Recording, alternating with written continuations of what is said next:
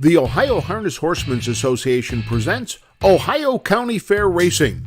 Ohio County Fair Racing is brought to you by Big D's Tack and Vet Supply, Cool Winds Farm, Midland Acres, the Ohio State University Veterinary Medical Center, and thestable.ca. Now let's go trackside for all the action.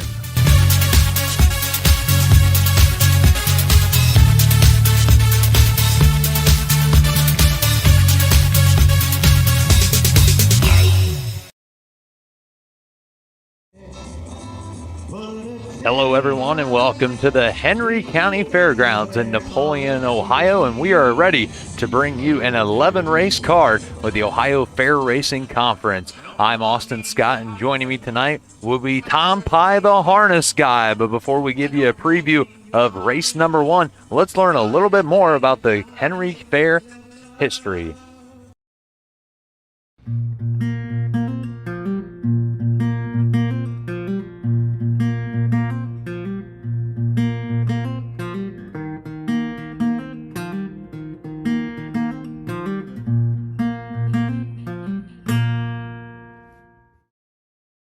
When the Henry County Agricultural Society was formed in 1852, much of the land was still heavily timbered and uncultivated. The county is located in the northwestern part of the state in what used to be the Great Black Swamp. After the swamp was drained, it became some of the most fertile land in the United States. The first Henry County Fair was held in October of 1853 as a celebration of harvest. The two-day event was hosted in an open field just outside of Napoleon, Ohio. The fair grew steadily, and by 1884, the grounds were complete with barns, a judge's stand, and a racetrack. The best crop and livestock around continue to be exhibited here. Farming remains the largest employer in Henry County, with 91% of the county as farm fields. The area is also Ohio's third largest producers of wheat. Today, the Henry County Fair is a member of the Ohio Fair Racing Conference and hosts 2 days of live-action harness racing. The roots of harness racing are born at the county fairs. For over 150 years, people have gathered to watch horses battle it out for fame and glory. Catch the thrills this summer at an Ohio Fair Racing Conference County Fair. The OFRC races at 21 fairs in 19 Ohio counties. Trotters and pacers put it all on the line to be called the best in the Buckeye State. The Ohio Racing Conference, where the path to greatness begins.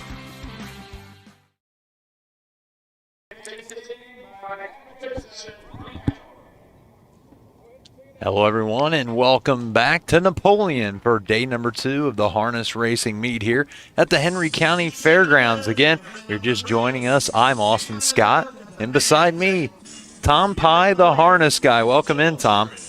How are you today, Austin? It's I'm great. Good trip up here, but weather's great. It's clear. It is about 85, I think, or maybe right around there. We'll have to double check. But we have a great day of racing ahead. Had a great day of racing yesterday. Let's do a little recap. Absolutely. So we had 11 races on yesterday's card as well, and highlighting the card were drivers and trainers BJ Roberts and Chris Beaver, who teamed up together to have a driving and training triple on the card yesterday, as well as Don Harmon also had a driving triple in yesterday's program. Kim Pluta had a pair of wins, and then Pierce Henry, Charles Taylor, and John Kineski III each had one driving win each yesterday on day number 1 here at the Henry County Fair. Chris Beaver again led things on the trainer's side with 3 victories, and then everybody else had 1 victory apiece, and that includes Krista Harmon, Mike Sweeney, Steve Novak, Marvin Crabb, Kim Pluta, Charles Taylor, John Kineski III, and Jim Mullenix. So it was a pretty competitive card yesterday, and we're actually going to have, fingers crossed here, the leading driver from yesterday, BJ Roberts, joining us after race 4 tonight. So he'll be able to tell us a little bit about his comeback trail that he's on right now and some of the success he's had on the fair circuit so far this summer. So hopefully, again, after race 4, BJ Roberts will be joining us on the broadcast. Now, he must be taking time off from winning. How many does he have today? They're back in again today for 3 of them. So they are in race 2, 3 and 10. So they have a shot for back-to-back triples here at the Henry County Fair. That's a possibility. He's, as again, BJ, fantastic year so far with the driving average, batting average of .545. 15 wins out of 41 starts. It's the first race post-parade. Bill Peters, our announcer. There your horses for race 1. This is the first division of the 2-year-old Colt Trot, going for a purse of $3,739 and a blanket courtesy of J&B Feed Company. Number 1 is Beast of Delaware, all by Frederick Reed IV of Delaware, trained by Ron Stack, the driver Cameron McCown. Number 2 is McPherson, all by Sean McGee of Swanton, trained by Ty Bates, the driver Pierce Henry. Number 3 is Firepower Begonia, all by Eric Haynes of Toledo, trained by Sherald Haynes and driven by Eric Haynes. Number 4 is Spirit Ridge, all by Bob Troyer of Middlefield, Ohio, trained and driven by John G. Wingard. Number 5 is A True Dream, owned, trained and driven by Rosie Weaver of Beach City, Ohio. Horses will take one long score and go to the gate. Mute your windows, closing in 4 minutes. There's Win, Place, Show, Exacta, Quinella, and Trifecta wagering in race 1. Daily double wagering on races 1 and 2. And there's our 5-horse field for the first here again Against for the those Barnes, Ohio going to Fair warm up Racing after race Conference 1. 2-year-old Colt Trotters. Again, a field of 5 in here, Tom. We are going, this is the first of 3 divisions. So this is 5 in this. And our leading driver so far of the meet, BJ Roberts, is not in here. So we'll have to find a replacement to find.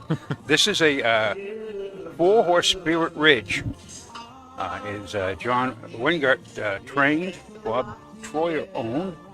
John is driving today. He got 2 seconds out of 4 starts. Has qualified Northfield in 2, 2, and 1. And that looks like that should be the best in there. Spirit Ridge. Of course, you have some competition with Rosie Weaver and A True Dream, the 5-horse. And they score 5 wide here. The 6 will train. There's no 6s, so there's all 5 on gate, which is good. It'll be a good first turn. Shouldn't be too crowded in there. But well, who do you like in here?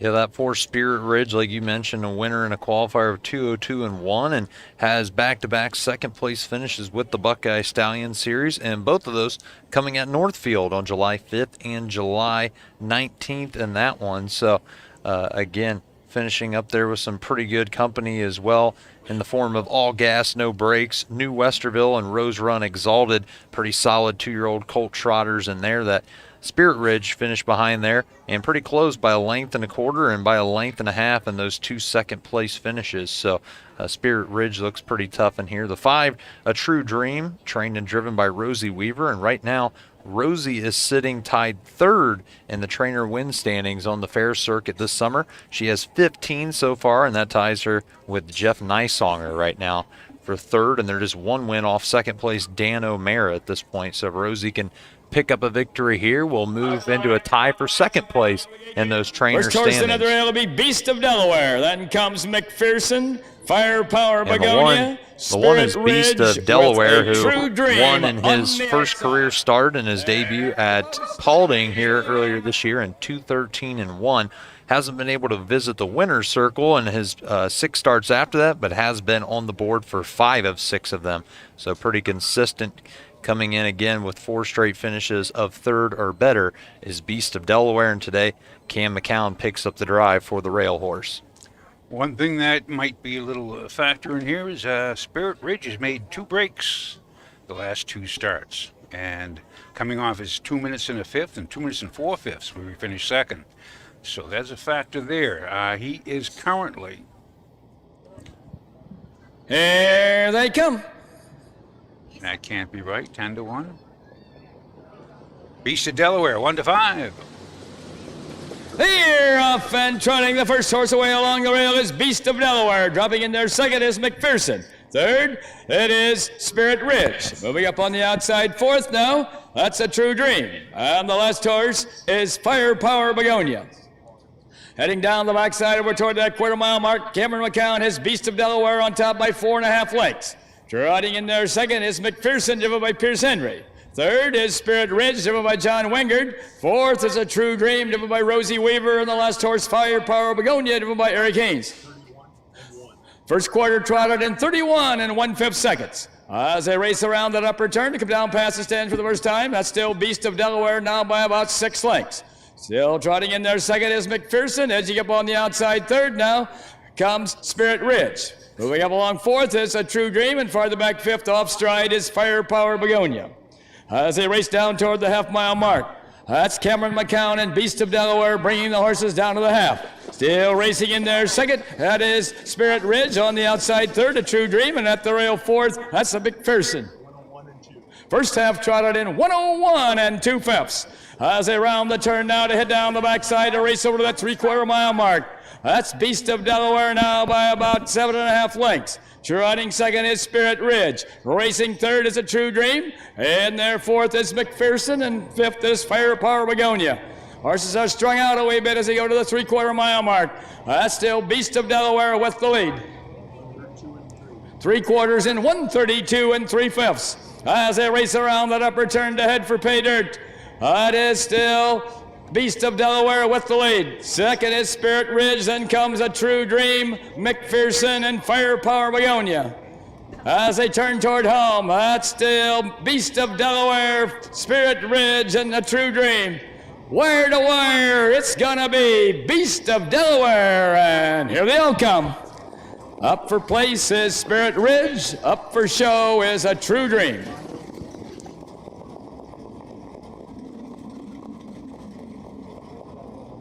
Mile in 2:05.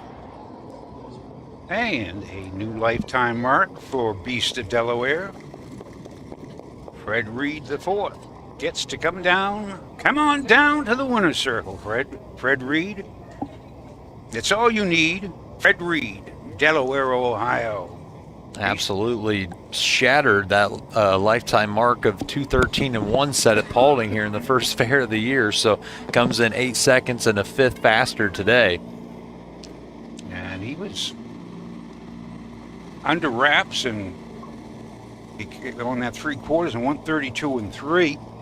Just had him strung out, as Ayers Ratcliffe would say, like a cheap string of pearls. All our announcers have their catchphrases that we like to pick up on and copy. So, yep, it's the Beast of Delaware picking up the victory here. Mutuals Looked like following him to the line. 145 unofficial. Mutuals 145 unofficial. So you heard Bill Peters there. Beast of Delaware being posted as the winner right now. Second was the 4 Spirit Ridge for John Wangard. Third was the 5 A True Dream for Rosie Weaver. And then by my eye, looked like the 2 McPherson was fourth, and the 3 Firepower Begonia rounded out the field fifth. And back into the winner's circle, here comes Cam McCown and Beast of Delaware. Moving down the track into the winner's circle, where into the winners go. Coming in from Delaware, Ohio, comes number 1, Beast of Delaware. Owned by Frederick Reed IV, trained by Ron Stack, and driven to victory this evening by Cameron McCown.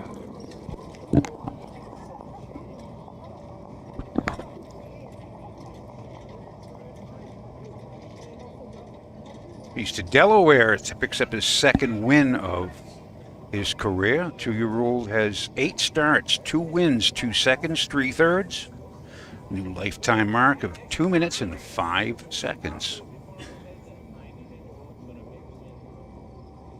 Took him in, that's the second time he's put him on the front end. The blanket for this race is courtesy of J&B Feed Company.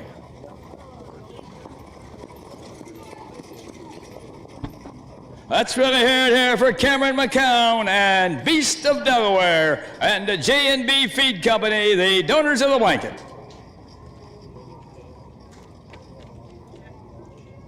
Thank you very much. Thank you.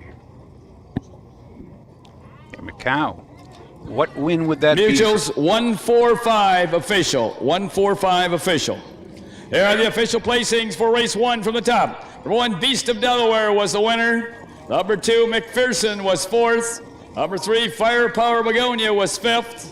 Number 4, Spirit Ridge was second. Number 5, A True Dream was third. Time of the first quarter was 31 1/5. The half was in 101 2/5. The 3 quarters in 132 3/5. With a mile in 2:05. From the top, it should read 1:45, 2, 3 on the bottom. The mile in 2:05. In the upcoming race 2, number 1, Oh, the Places You'll Go, the driver will be Pierce Henry. Pierce Henry on number 1, Oh, the Places You'll Go. Number 3, State of Wiggles, the driver will be Tyler Rush. Tyler Rush will drive number 3, State of Wiggles. Number 4, Greeny has been drawn. Scratch the 4-horse, Greeny. There'll be Win, Place, Show, Exacta, Quinella, and Trifecta wagering in race 2. And so with that victory here, Cam McCown scores today, and he is now up to 48 driving wins here on the Summer Fair circuit, and that puts him 4 behind Ronnie Gillespie for the lead of the driver standings right now. So that race really starting to heat up. I mentioned it last week. Jeff Nysonger entered, I think it was Tuesday at Wapak, 20 wins behind, and by the next Tuesday at Urbana had closed the gap to just 7. So he made up 13 wins in about a week's time on Ronnie Gillespie and tightened this race up. And right now the top 3 are separated by 6 wins. Ronnie Gillespie, your leading fair driver with 52 victories. Cam McCown second, just picked up his 48th. And Jeff Nysonger is at 46. So an interesting driver standing race that's going to come down all the way to the end, I'm sure, at the Fairfield County Fair in Lancaster. Absolutely. And with that, we shall return for our second race here at Henry County Fair in beautiful Napoleon, Ohio, after these few words from our sponsors. Cool Winds Farm in Lima, Ohio is a full-service standardbred breeding facility that specializes in stallion management. Cool Winds Farm stands the popular Dancing Yankee, whose first crop hit the ground this year and are great-looking individuals. Cool Winds is also standing Rockin' Amadeus, sire of world champion Ocean Rock. Be sure to inspect the Cool Winds yearlings at the Ohio Selected Jug Sale at Pickaway on September 17th. Own a little and love it a lot. TheStable.ca is an award-winning fractional ownership operation. Buy as little as 1% of a racehorse and experience 100% of the thrill. TheStable.ca makes ownership easy, accessible, and affordable. Communication and customer service are at the heart of everything we do. Get started at TheStable.ca.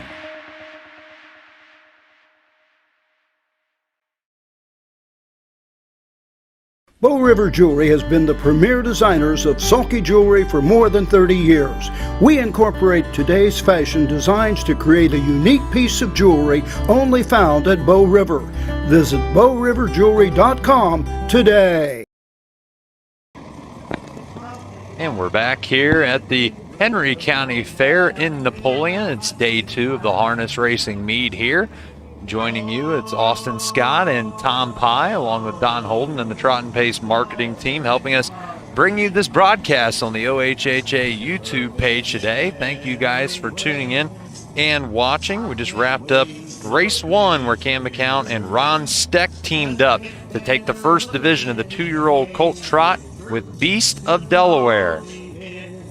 Beast of Delaware was a beast in that. He won by 7-8 lengths easy, and taking a new lifetime mark. And we were into the second race here. It's a 3-year-old filly pace for purse of first division of 3, and a purse of $3,645 from the rail out. Oh, the places you go with Pierce Henry, Miss Carly Shea with Rod Allums Jr., State of Wiggles, Tyler Rush.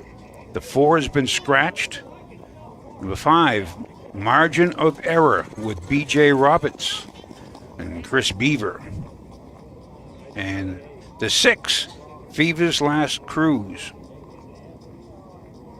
with Don Harmon. And a good field of filly pacers here. And Actually, I think plug one of our sponsors here, OnGate.com. I believe the 3 State of Wiggles in the Ron Steck stable is currently offered for auction on there right now. Oh. So if you're listening, go on to OnGate.com and check out State of Wiggles. If you're looking to become a harness racing owner, it'd be a quick way to do so, and you'll be supporting one of our sponsors that helps us throughout the entire fair season here, including those on our last commercial break, Cool Winds Farm, thestable.ca, and Bow River Jewelry, that again are supporting us all summer long as we bring you every card from every fair across the Buckeye State. And Austin, how many fairs are there? 65 of them. My goodness, and 4 pari-mutuel, the big time, the big tracks. We have Miami Valley, Dayton. We also have Northfield, Scioto Downs, and that's it. Yep. So I think as of right now, I believe we're 32 or 33 fairs into it as we speak. So I think Roger Houston does have the exact number we're at for that, but somewhere around somewhere between 32, 34 fairs in of those 65 right now. So still a lot more racing to go, and we still have a lot more racing from here on day 2 of Napoleon as well. Again, Austin Scott and Tom Pye getting ready to bring you race number 2 here with those 3-year-old filly pacers. And Tom, is there anybody in the program right now that's kind of jumping off of the page at you and has been racing good here lately? Well, this is a good field, and they've got 3 in here that actually bounce off the page. Number 2 is Miss Carly Shea, coming off a mile up at Croton, a 58 flat with the last quarter 30 seconds. She has got a mark of 56 and 3. I believe that mark of mile and 58. That was Gilla's last call, I believe, and I believe that might have been close to a track record. That's a powerful mile at Croton here at the Hartford Independent Fair. And margin of error just come down up from Lexington at the Kentucky, down there at Kentucky, 3-year-old colts and the filly pace, I should say. Chris Beaver went a mile in 1:54 last quarter in 29 seconds. This filly has a mark by Racing Hill. She has a mark of 57 and 2 this year at Delaware in a qualifier. Last year as a 2-year-old, picked up $60,000 and a mark of 155 at Northfield. That is a powerful filly. That could be Mr. Roberts' 16th win out of 41 starts. And Bill Webb's Phoebe's last cruise has been 57 and 55 at Northfield. So this is a great field. 2, 5, and 6. You can pick up sticks, anyone you want. That's right. So we do have the scratch of the 4 Granny in this race. So number 5 will scoot in on the gate, but the 6 Fever's last cruise will remain in the 2nd tier in this one. And he will be following All the Places You Go, or Miss Carly Shea. With this one benefit, you can follow anyone you want from the 2nd tier, which is it depends on who has this early speed that you want to get behind. But this is a good one, and we shall have a. Yep, there's Rosie Weaver. Looks like she was showboating. She was just really shied from the crowd. They'll step to the side. Yeah, with the 5 sliding in, margin of error for BJ Roberts sliding into that 4 slot. And the early speed she shows, I expect BJ will probably be having her pretty forwardly placed in this one. This is the first division of the 3-year-old filly pace, going for a purse of $3,645 and a blanket courtesy of Meister & Associates. Number 1 is Oh, the Places You'll Go, owned by Ryan Ryder of Lennon, Michigan, trained by Barb Ratter, the driver Pierce Henry. Number 2 is Miss Carly Shea, Owned by Rod Adams Jr. of Portage, trained by Jamie Lang, the driver, Rod Adams Jr. Number 3 is State of Wiggles, owned by Ron Steck of Marengo, Ohio, Jay Hawkins of Centerburg, Ohio, Jay Stokes of New Albany, Ohio, and Blessed Stable of Centerburg, Ohio, trained by Ron Steck, the driver, Tyler Rush. Number 4, Graney, has been drawn. Number 5 is Margin of Error, owned by Don Robinson of Cardington, Ohio, Chris Beaver of Radnor, Ohio, Dave Miola of Powell, Ohio, and RBH Ventures Incorporated of New York City, trained by Chris Beaver, the driver, BJ Roberts. Number 6 is Fever's Last Cruise, owned by the D&K Stables LLC of Hicksville, trained by Bill Webb, the driver, Don Harmon. Horses will take one long score and go to the gate. Mute your windows, closing in 4 minutes. There's Win, Place, Show, Exacta, Quinella, and Trifecta Wagering here in race 2. And also here in this one, Tom, I mentioned the 3 State of Wiggles, I believe, is up Against for the Barnes, auction you plan to on warm up ongate.com afterwards? right now. And I think the 2 Miss Carly Shea is actually in the Blooded Horse sale here on, I believe, the 24th of this month. So what is that, a week from yesterday, I believe it is. So Yep. next Tuesday down in Springfield, the Blooded Horse sale, the 2 Miss Carly Shea also in that sale. She's coming off of a second place effort at Croton again, as you pointed out, Tom, in a race that went in 157-1. If I do remember right, that could be, if they keep it, this classified, that could be a filly pace track record. I do know the all-time track record at Croton, I believe, is 155-1, set last year by Meadowland Boza and Chris Presley. So, but still, nothing to shy away from a 57-1 mile at Croton with these 3-year-old filly pacers. So Miss Carly Shea second in that race, and then also 2 starts back had a victory at Bowling Green with Rod Adams Jr. driving there, and was able to beat out Sophie's Candy as well as Meadowland Scarlet, I believe it is. Yes. That was a good mile. It's up there, 2-4. And it was behind, scored up. It looked like he had a little, scored from the second tier up there, too. They come the last quarter in 30-3, I believe. And that was Miss Carly Shea come the last quarter in 30 seconds flat. Again, she's 18 starts, 2 wins, 3 seconds, 3 thirds, got $10,616 on a card. She was bought at the Ohio Select Sale for $6,000. Now she should be worth a little more, but she's a 3-year-old coming 4-year-old, and her stakes are all done for. She can go into a signature series, or she can go into the non-winners of 3. Maybe I should know non-winners of pari-mutuels. I should be a maiden, I believe. Oh, she won Silo, so she'll be non-winners too. So that makes puts a different value on her. So they probably. She'd be a good raceway there, a good raceway horse. Now, margin of error, $70,000 on her card, and daughter of Racing Hill out of an Arts Place mare, margin blue chip. Oh, the places you'll go. Then comes Miss Carly Shea, State of Wiggles with Margin of Error on the outside in the first tier. 1 trailer, Fever's Last Cruise. They're at the post. Starting gate is rolling now. They are behind the Roth starting gate with Melissa Mount, and the starter is Bruce Patterson. There is no margin of error here. Yes, there is, and she is the 5 horse. Now coming in out of the 4 hole.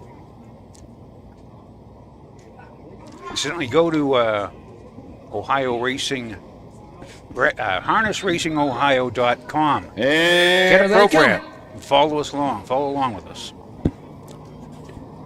harnessracingohio.com. They're off. They're off and pacing the first horse away on the outside is Margin of Error. Grupping in their second is Miss Carly Shea. Along the rail third is Fever's Last Cruise. On the outside fourth is State of Wiggles. And the last horse is Oh, the Places You'll Go. And Oh, the Places You'll Go gets a little rough gated and almost went off stride.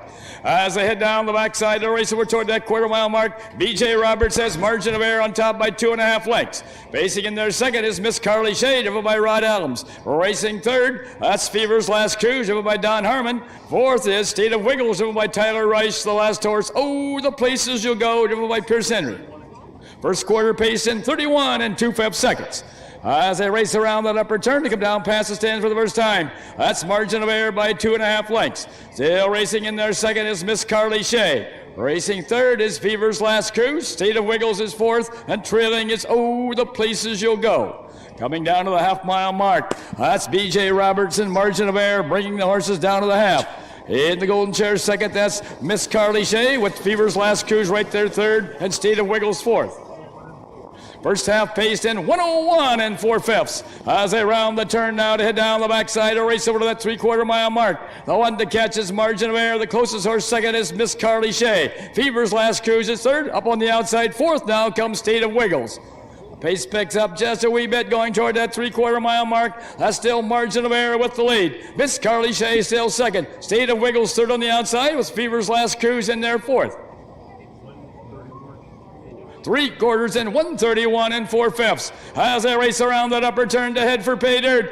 Horses are bunching up. That's still margin of error with lead, but only a half a length back on the outside is State of Wiggles. Third and looking for Racing Room is Miss Carly Shea, and moving up on the outside now comes Fever's Last Cruise as they race for home. That's margin of error, State of Wiggles. Margin of error and State of Wiggles. Miss Carly Shea looking for room. It's margin of error and State of Wiggles. It's going to be margin of error. Up for second is Miss Carly Shea. Up for third is State of Wiggles. 5, A mile and 2:02. the last half and a minute and a fifth. Last quarter, 30.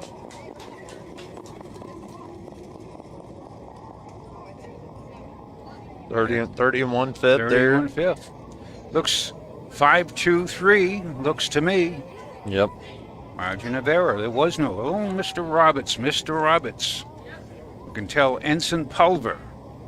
You won again. It was the two. Miss Carly Shea had the pocket trip the whole way and was trying to find room down on the pylons, so to speak, coming down the lane, but couldn't find it. And again, margin of error holding on for that 1-length victory in 2:02. He was trying to get through there with Miss Carly Shea, but Mr. Roberts had to get after a little bit, just shake the lines a little bit. Win number 17. Well, for BJ, if you count his wins that he had yesterday, he's actually now up to 20 wins on the season here at the fair. So not bad, because you're going to be talking about 20 wins and I believe about like 46, 47 drives it is. So that's a pretty good win percentage. It's just a Saturday in the park it is. Or I should say, this is a good day at the fair. Mm-hmm. Someone could say, how was your summer? He's pretty good, he'll say. Oh, yeah. Oh, yeah. Now, scoring down, she looked like a good horse. And now moving down the track into the winner's circle where the winners go. Coming in from Cardington, Radnor, and Powell, Ohio, and New York City comes number 5, Margin of Error. Owned by Don Robinson, Chris Beaver, Dave Miola, and the RBH Ventures Incorporated, trained by Chris Beaver, and driven to victory this evening by B.J. Roberts. The blanket for this race is courtesy of Meister and Associates.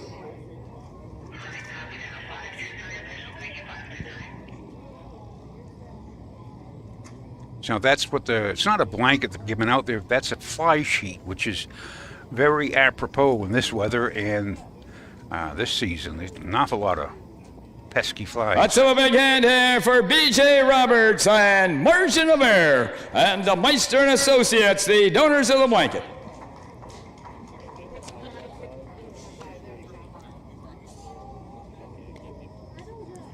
That is Philly's 5th lifetime win. There are the official placings for race 2 from the top. Number 1, Oh, the Places You'll Go was 5th. Number 2, Miss Carly Shea was 2nd. Number 3, State of Wiggles was 3rd. Number 4, Granny had been drawn. Number 5, Margin of Error was the winner. Number 6, Fever's Last Cruise was 4th. Time of the first quarter was 31 2/5. The half was in 101 4/5. The 3 quarters in 131 4/5. With a mile in 2:02. From the top it should read 5, 2, 3, scratch, 1, 4 on the bottom. The mile in 2:02. In the upcoming race 3, there'll be Win, Place, Show, Exacta, Quinella, and Trifecta Wagering. And need a representative of Spies Mobile Home Court. So far here in the 4 events that they have entered in, B.J. Roberts and Chris Beaver have won all 4 of them in the 2 days of racing here in Napoleon. Not too bad. Coming home second was the 2, Miss Carly Shea, trained by Jamie Lang and driven by Rod Allums Jr., missing that one by just a length it looked like, trying to sneak up the inside, getting to the wire. Third was the 3, State of Wiggles for Ron Steck and Tyler Rush driving. Fourth went to the 6, Fever's Last Cruise, Bill Webb of Defiance trains, and it was Don Harmon driving. And rounding out the field in 5th was the 1, Oh, the Places You'll Go for Barb Redder and driver Pierce Henry today. So again, the 5, Margin of Error, picking up the victory in 2:02 to give B.J. Roberts and Chris Bieber a pair of wins here on the card today. So with that, we'll take a quick commercial break, get a fine word from our sponsors, and when we come back, Tom Pye and I will have a preview of race 3 from the Henry County Fair. Athletes, they come in all shapes and sizes. They catch, they leap, they run. Some athletes even come with 4 legs and paws and hooves. When these beloved family members need care, remember the Ohio State Veterinary Medical Center. Ohio State experts wrote the book on exceptional animal care and know how to get our best friends back on their feet. The Ohio State Veterinary Medical Center.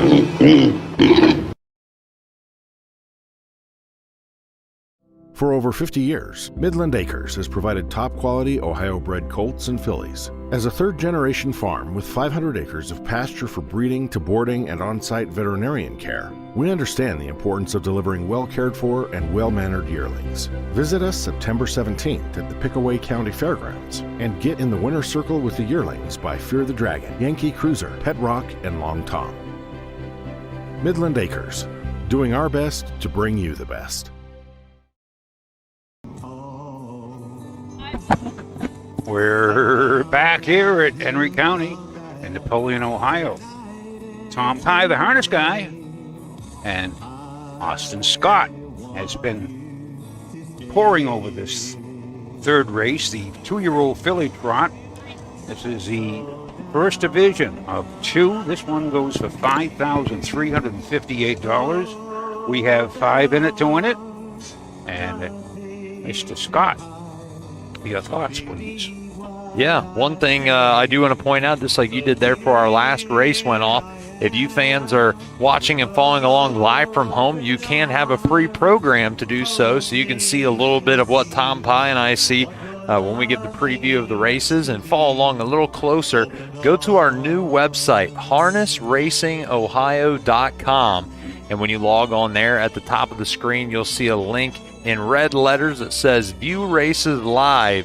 Click on that link and it'll take you to the next page, and you can catch all of our broadcasts that are going on right there. So our broadcasts so far this summer, we've been a little bit of everywhere. We're on the OHHA Facebook page. We're on the Trot and Pace Racing Facebook page. Some of them are on YouTube. So we combined it, put them all in one place for you guys. So again, if you go to harnessracingohio.com, again, harnessracingohio.com, click View Live Races at the top of your screen, and from there you'll see all the broadcast on one page that we have going live, and then underneath the video boxes, you can click to download a program of that live broadcast. So go on harnessracingohio.com, click on that link, and get a program for here at the Henry County Fair in Napoleon on day number 2. And again, we're coming up on race number 3 here, Tom Pye. Yes, but you have to mention the magical word, a free race program. Free is the magical word now. There's no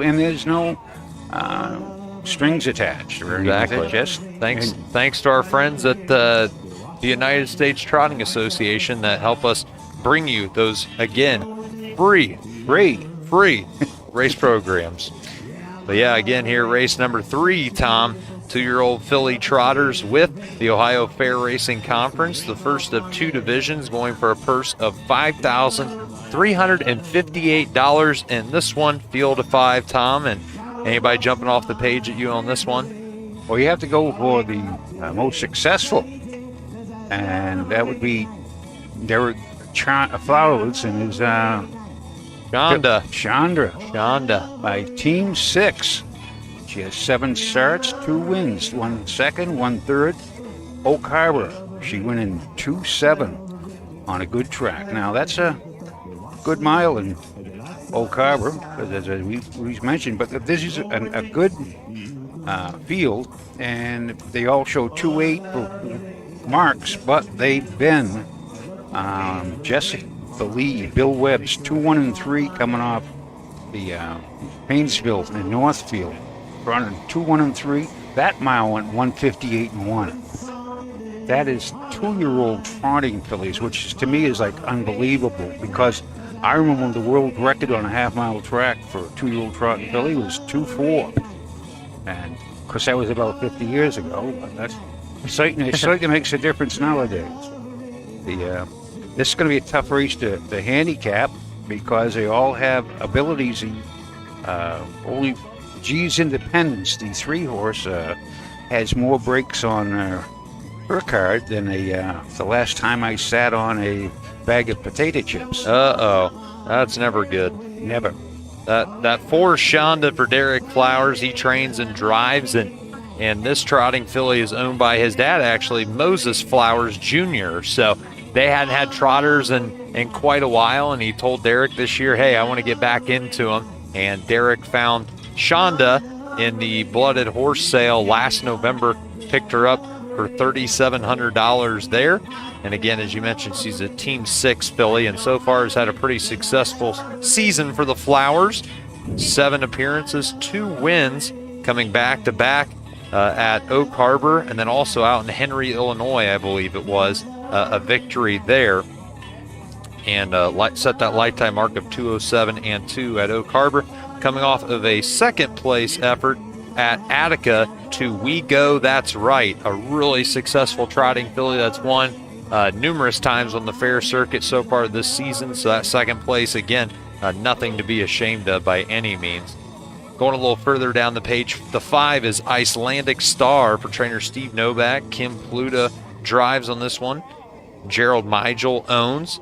So far this season, 5 races, 1 victory coming in her last time out at Attica in 2:09.1 over another filly trotter in this race, Just Believe, the 2-horse, and then also the out of the Ed Greeno Jr. barn, Not a Clue. So a pretty good victory to pick up there over some solid filly trotters, and has made close to $6,700 this year, and set that mark again at Attica last week, 2:09.1 on a track that was rated as slow. And we talked about that a lot yesterday, Tom, because you were at Attica last week when they had that absolute downpour the morning of the races. And I have never seen a track bounce back so quick, because it was the water. The last was horse just is on its way. Let's get them together in the lineup. And they had people were saying, "Oh, they'll never race today. They'll never race today," and then they push it back to 1 o'clock. It was a 12 o'clock start. Then they push it back to 1:30, and by golly, they were off and pacing. I believe it was 1:33. There's a post parade for the 3rd. Our start printing post word for race 3. That's the first division of the 2-year-old filly trot, going for a purse of $5,358 and a blanket courtesy of Spies Mobile Home Court. Number 1 is Rhythmic, owned by James Bulosak of Strongville, Ohio, trained by Chris Beaver, the driver, B.J. Roberts. Number 2 is Just Believe. Home of Bill Webb of Defiance, Ohio. The Diamond DP Standardbreds of Kendallville, Indiana. And Doug Wright out of Winchester, Indiana. Trained by Bill Webb, the driver Don Harmon. Number 3 is G's Independence. Home of Rebecca Glassford of Crystal River, Florida. Marshall Macon of Bell, Florida. Trained by Jim Mullenix, the driver Marshall Macon. Number 4 is Shonda. Home by Moses Flowers Jr. of Jackson, Mississippi. Trained and driven by Derek Flowers. At number 5 is Icelandic Star. Home by Jerry Meigel of Westland, Michigan. Trained by Steve Novak, the driver Kim Pluta. Horses will take one long score and go to the gate. Mute your windows, closing in 4 minutes. There's Win, Place, Show, Exacta, Quinella, and Trifecta wagering here in race 3. Now that's the barns. Plan to warm up after race 3. They, I think 3 of them had a Choke plate. on them. That's just, it's unusual, but it does happen. A piece of equipment, it works on one, and they all try it. So it's the late Stan Bergstein, who's a president of Harness Tracks of America, who's race secretary, did everything. He said you could put a feather on a horse's tail, and ostrich feather on a horse's tail. If the horse won, everyone would put a ostrich feather on the tail.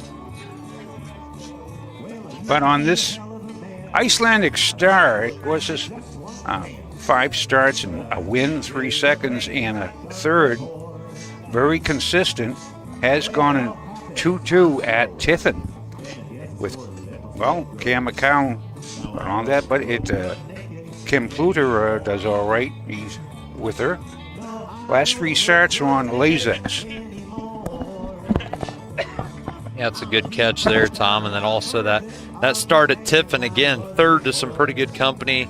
We Go, That's Right, and also Of Tom. That is part of the Stable.ca fractional ownership group trained by Jason McGinnis and Anthony McDonald, the regular driver on her. And she's a very successful trotting filly who actually just picked up a leg of the Buckeye Stallion Series last Tuesday at Urbana. So again, tough company that she had to race with in that one. The 3 G's Independence that we talked about a little bit. She started her season out in the Hank Levan barn, actually, and I believe Hank got her from Marshall Macon, that is down in Florida, and also Rebecca Glassford that co-owns. I think she started the season down in Florida, and they sent her up here. I believe it was either late winter, early spring to Hank to get started with her, and Hank really did seem to like her, but said, I just haven't had her long enough to get her ironed out, and at that time ended up I think making the trainer change over to Jim Mullenix as well on her. Has 1 start on the board so far this season, a 2nd place finish at Paulding, the opening fair of the season, racing 2:11-4 there. Other start drawing a check was 4th at Oak Harbor back on July 19th. So far this season, 5 starts, that 2nd place effort, and then $1,365 made for this daughter of Big Chocolate. They are. The first horse in at the rail will be Rhythmic. Then comes Just Believe, G's Independence, Shonda with Icelandic Star on the outside. Now will the Roberts Beaver combination keep the tune going with Rhythmic and be 7? He's already got 3, 5, 6. Will he be 6 for 6? At the post, starting gate is rolling now. He has some tough competition. And this is the 3rd, the 2-year-old filly trot from Henry County Fair here in Napoleon, Ohio. Beautiful day, beautiful races, great crowd again. Mm-hmm. Great crowd.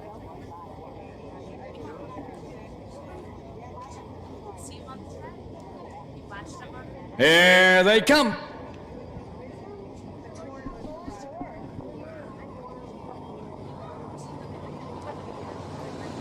They're off and trotting. The first horse away on the outside is Icelandic Star. At the rail 2nd, that's Just Believed. Rubbing in their 3rd is Rhythmic. In their 4th is Shonda. And farther back 5th is G's Independence. As they make the turn now to head down the backside to race over toward that quarter-mile mark, Kim Pluta has Icelandic Star on top by a length and a half. Trotting in there second is Just Believe, driven by Don Herman. Third is Rhythmic, driven by B.J. Roberts. Right there fourth is Shonda, driven by Derek Flowers. And farther back fifth is G's Independence, driven by Marshall Macon. Past that quarter-mile mark, that's Icelandic Star with the lead. First quarter trotted in a leisurely 33 3/5 seconds. That's Icelandic Star with the lead. Just Believe is second. Rhythmic is third. Fourth is Shonda, and then comes G's Independence. No one has made a move as yet. That's Icelandic Star going the slow quarters here, showing on top by a length and a half over Just Believe. Rhythmic is in there third. The first horse to move out of that 4-hole comes Shonda. As they race down toward the half-mile mark, that's how Icelandic Star with the lead, but Shonda pouring on the pressure on the outside now takes over. That's Shonda with the lead. Dropping back second, Icelandic Star. Racing in there third, that's Just Believe, and fourth is Rhythmic. First half in 108 3/5, and now Shonda goes off stride. Oh, no. All right, that is Icelandic Star regaining the lead. Just Believe right there second, Rhythmic third. Shonda back trotting fourth. Fifth, it is G's Independence. The pace picks up now as they go toward the 3/4 mile mark. That's Icelandic Star with the lead, but here comes Just Believe up on the outside to pour on the pressure. At the rail third is Rhythmic. Past the 3/4 mile mark, that's still Icelandic Star with the lead. 3/4 in 144 2/5 as they race around that upper turn to head for pay dirt. Now Just Believe sticks her nose out in front on the outside, dropping back second along the rail is Icelandic Star with Rhythmic third. As they race toward home, that's Just Believe and Icelandic Star. Just Believe on the outside, Icelandic Star on the inside. Just Believe and Icelandic Star. Looks like the money for this race is going to go to Defiance County and Kendallville, Indiana, and Winchester, Indiana, with Just Believe. Looks like Icelandic Star got up for place and Rhythmic for show. A mile was in 2:10 1/5. So we had a lot going on there, Tom, to say the least. A wee bit, to say the least. Open things up with, again, what Bill Peters called a leisurely 33-3 opening panel with Icelandic Star on the point. And Derek Flowers and Shonda did not want to wait any longer and surged right to the top at the half and cleared in a half of 108 3, 35-second panel there. And Shonda got on the front and then made a scary break there in between. Almost come to a dead standstill. Right, in between this first turn down here on the right.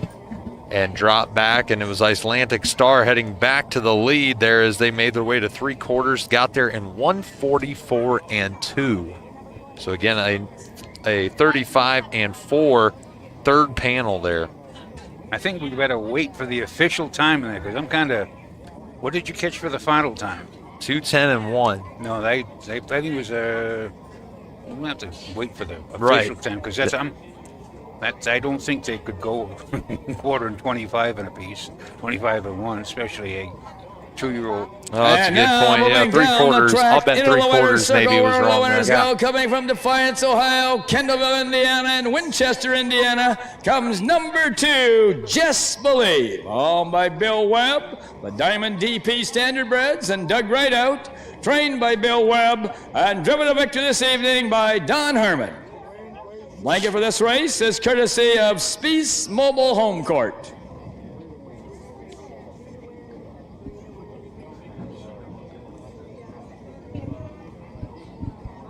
There's a well-broke filly just standing there.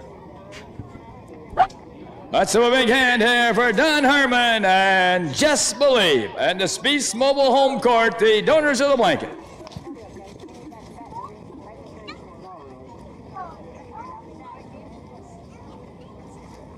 If you can keep a 2-year-old filly trotter calm, and then your battle's 90% won. So Bill's going to give us the official rundown. I thought 2-5-1 just for fun. Here are the official placings for race 3 from the top. Number 1, Rhythmic was third. Number 2, Just Believe was the winner. Number 3, G's Independence was 5th. Number 4, Shonda was 4th. Number 5, Icelandic Star was 2nd. Time of the first quarter was 33 3/5. The half was in 108 3/5. The 3 quarters in 140 2/5, with a mile in 210 1/5. From the top it should read 3:15.42 on the bottom. The mile in 210 1/5. That's more like it. So I was. In the upcoming I should have caught that they didn't go the last quarter in 25 4. So well, that's what I've had 144 because I believe I heard that. That's what. Yeah, I think that's what he said. Just misspoke there. But yeah, anyhow, to iron it out, 140 2 at 3 quarters, 210 1 to cap off the mile. So again, no 25 4 last quarter here. But last quarter in 29 4. Still, yeah, still pretty good for 2-year-old filly trotters. Yes. So again, that rundown one last time. Your winner was the 2, Just Believe, for trainer Bill Webb and Don Harmon, the driver there. Second went to the 5, Icelandic Star, for trainer Steve Novak, and Kim Pluta drove her. Third was the 1, Rhythmic, for Chris Beaver and driver BJ Roberts. Fourth was the 4, Shonda, for Derek Flowers, who trained and drove. And fifth, rounding out the field, was the 3, G's Independence, for trainer Jim Mullenix and driver Marshall Macon.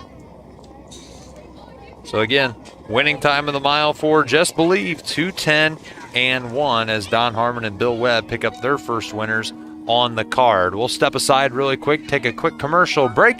We'll be back with a preview of race number 4 in Napoleon. When you need supplies for your horse, one name stands out: Big D's. Since 1976, Big D's Tack and Vet Supply has been the equine experts you can trust. Whatever your horse needs is available at Big D's Tack and Vet Supply. Visit the retail outlet in Streetsboro, Ohio, or order online at BigDWeb.com. Most orders ship that day, or call 1-800-321-2142. Big D's Tack and Vet Supply. With more than 300,000 horses in Ohio, the economic impact of the equine industry in the state is over $2.8 billion. Much of that value comes from standardbred horse owners, breeders, trainers, and drivers who participate in the sport of harness racing. The mission of the Ohio Harness Horsemen's Association is to preserve, protect, promote, and serve the entire standardbred industry in Ohio and beyond. To learn more about the Ohio Harness Horsemen's Association, go to OHHA.com. That's OHHA.com.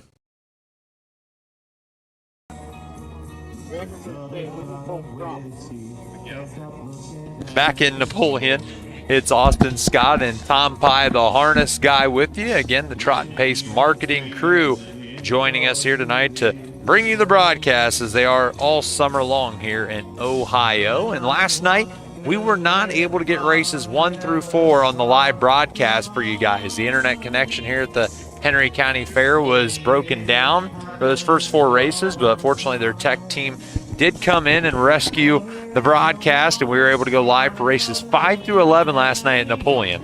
But if you want to see races 1 through 4 here at the Henry County Fair last night, go to trotandpaceracing.com. Again, that's trotandpaceracing.com. And here in the next day or so, they will be posting all of the replays from Napoleon, including races 1 through 4 that you guys missed. And you can also go back and watch a lot of the fairs from this season and last here in Ohio and Michigan. And then also they go clear back to 2017 with some race replays that they have. So it's a really cool website. And one of Tom Pye's favorite features on there, I know, is you can actually search by horse and go back and look at some of its past result lines, as well as video replays from those races. So again, that's trotandpaceracing.com to see those replays and more. And one of the things, like one of the horses that we watched was Charlie May, and he's on the replays. You can see when he started out. He's just won the Milstein, $300,000 Milstein, world record time, 1:58.4. Yep. Congratulations to 1:48. 40. Yeah, there we go. I'm going back 50 years again. And actually, the funny part, world record in 58.4. 58.4. Yeah. But funny part about that, I was at Libertyville Park, 1976. It was the first time in the history of harness racing that all the races went in sub 2 minutes. No kidding. And that was 76. 76. But now, Charlie May won 48-4. And congratulations to owner Don Tiger. He deserves it. He's a man. He's a fine owner. He's rose through the ranks, and just congratulations. Now, there's a question I'd like to pose to the fans out there. Do you think this year they will break the 146 barrier? I mean, we've had a lot of new world's records, but they'll be going down to Lexington this fall. Will they? Do you think? I myself think this might be the year they do it. I think they might have a shot. So, and obviously depends on weather too. So the Red Mile down in Lexington does have an incredible surface. I know last year during the Grand Circuit meet when they had the Al-Araj open pace, which is where that world record was set, at least 146 by Always Be Mickey, and then Lather Up did it 146 flat at the Meadowlands in, I believe it was July of 2019. So, but again, last year during the Al-Araj open pace down at the Red Mile, it was raining. Sloppy track and stuff. Or I don't think it did get clear down to being rated sloppy. I think it was good, if I remember right, but that didn't have the track surface last year to do it. I think they still went like 47-1 or 47-4 or something to that degree. So still an extremely fast mile, but it's a track that probably had a lot more left in it if it was rated fast. Yeah, that's why I like to say Charlie May, Charlie can, Charlie will. Those are the so this is like, and we're rooting for Charlie May. We're rooting for Don Tiger, and he's one of Ohio's best. You've gotten to do a broadcast with Don Tiger, correct? This year, I forget where that was at. That was up in Carrollton. Okay. And he was very, very knowledgeable. He's an excellent handicapper too, but that's what makes you successful in this business. If you can look at the field and say, well, this horse is the best in there, but you'll be able to pick a good horse for yourself too. But so Charlie May, Charlie can, Charlie will. All right, some of your thoughts. Text us in. Just say, do you think they'll break it? Yes, no, and if you think, how fast you think they're gonna go? Are you gonna go on 45-4? That I can't. That's. I remember when 55-4 was it. But anyway, so yeah, we're on the 3-year-old colt paces here at the Henry County Fair. This is the first division, goes for $5,218. We have, I'm rocking it. Well, let's go from down there. Yeah. From the rail out. I think we do have still a driver change that's yet to be announced. I don't know if we have it as part of our graphics package on screen for you guys right now. On the 5, the 5 Roy Hill is going to be driven by Ron Allums Jr. in place of Jay Weller. And actually, Tom, you kind of know what's going on and why Jay was off of his drives yesterday, and then he's off of them again here today. Well, evidently, and this is from a dependable source and from his family as well. They posted on Facebook. I was training the horse in the next race who had been scratched, Lucky C, and Lucky C went down. Jay suffered broken hips on both hips. He is on rehab for 6 to 8 weeks. He's on a walker right now. He's going to be put on a walker. He's going to go through the whole gamut. And he's having a great year. This with his designer specs and all that. And we wish everybody here in the business, wish Jay the best and speedy recovery. And of course, in one quick step, one misstep, everything changes. But that's so. Jay, get better, and we're with you. Absolutely. So it looks like we do have the horses rounded up for the post parade here in the 4th. The 3-year-old Colt Pacers First Division, the Ohio Fair Racing Conference. Our separating postword for race 4. This is the first division of the 3-year-old Colt Pace. Going for a purse of $5,218 and a blanket courtesy of VFW post number 8218. Number 1 is Dive Bar, home of the Here's Tua stable of Millersport, Ohio, and Chris Hawkins of Centerburg, Ohio, trained by Ron Stack, the driver Don Harmon. Number 2 is Tuggin' on My Heart, home by Deer Lake Stables LLC of Osseo, Michigan, trained by Thad Doty, the driver Pierce Henry. Number 3 is I'm Rocking It, all by Jennifer Brown and Jessica McCown of Ostrander, Ohio, trained by Jessica McCown, the driver Cameron McCown. Number 4 is Racing Renegade, all by Darren Dollar of Prospect, Ohio, Larry Butler of Sunbury, Ohio, trained and driven by Darren Dollar. Number 5, Roy Hill, is Roy Hill, home of the Panic Stable LLC of Itasca, Illinois, and Charles Mooney of Avon Lake, Ohio, trained by Janie Weller, the driver Rod Adams Jr. Horses will take one long score and go to the gate. Mute your windows, closing in 4 minutes. Hurry and don't be shut out. There's Win, Place, Show, Exacta, Quinella, and Trifecta Wagering. This is the first time for Racing Renegade to race on Lasix. Thank you, Mr. Bill Peters. He did not notice that. Now, when a horse races first time on Lasix, that's against the Barns. He's planning to warm up after race 4. And that's not any guarantee that's going to be an improvement. Some it helps, some it doesn't. So that's it. I will say, with Roy Hill, the last 2, take out those breaks, he was up and challenging for the lead. He was been an impressive mile.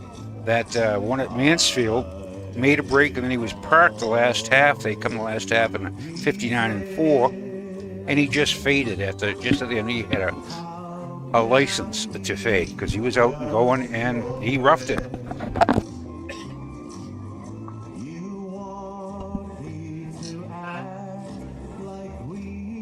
In here too, the 4 Racing Renegade for Darren Dowler, a 3-year-old Racing Hill gelding here, and has a victory at Oak Harbor when I was up there broadcasting on July 20th, my first trip up to Oak Harbor. Able to get on the lead and get past Bubby Beach as well as Whiskey Player for the victory in that one, and 158-4, a smoking mile on that track up at Oak Harbor. And here also the 3 I'm Rocking It in the Jess McCown barn. Cam McCown driving, coming off a victory at Croton last week. Time of the mile 1:59 there, so another fast mile at Croton that day. And on the season, I'm Rocking It has 11 starts, 2 wins, 3 seconds, and a third. Also, at my heart, 157-1 at Attica. That would have been a track record, but they said, in fact, I think that was a new track record, for 3-year-old pacing geldings, actually 3-year-old pacers, because the filly, and I cannot remember the filly's name, she had a mark of 157-2 there, but that was the 3-year-old pacing track record, which is a great mile at Attica. So this is a good race. Dive Bar 56-3 at Northfield, and has no wins in 14 starts this year. 1 win in 26 starts lifetime, but has picked up 38,000. It's got a case of second-itis, 8 seconds. It's not always knocking at the door for trainer Ron Steck. And Don Harmon gets the call. This will be his first time, I believe, behind the filly.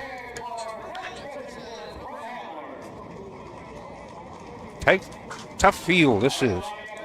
I'm Rocking It. I'm going to go with I'm Rocking It and Cam McCown. Might have new owners, but it's still the same trainer. That's right. So a really good group of colt pacers here as they're heading up the backstretch. And yeah, Tugging on My Heart, the 2, and Pierce Henry, Thad Doty teaming up on this one. Pierce done pretty well with this Rockin' Amadeus, and Tommy already talked about that 57-1 victory at Attica, really impressive there. Also a victory at Tiffin in 59-2 in that one. So we'll see what Pierce Henry and Tugging on My Heart can do from the 2. Tom likes the 3. I'm Rocking It with the McCowns teamed up. Not a bad pick there with how Cam's done so far this season, and already has a victory on today's program. And we'll turn things over to Bill Peters for the call of race number 4. Give a quick rundown. The 3 is a favorite at 4-5. The 1 is second choice at 2-1. The rest are the 4 horse at 5-1, 5 horse at 6-1, and the 3 horse at 7. Excuse me, not the 3, 2 horse at 7-1. Here they come.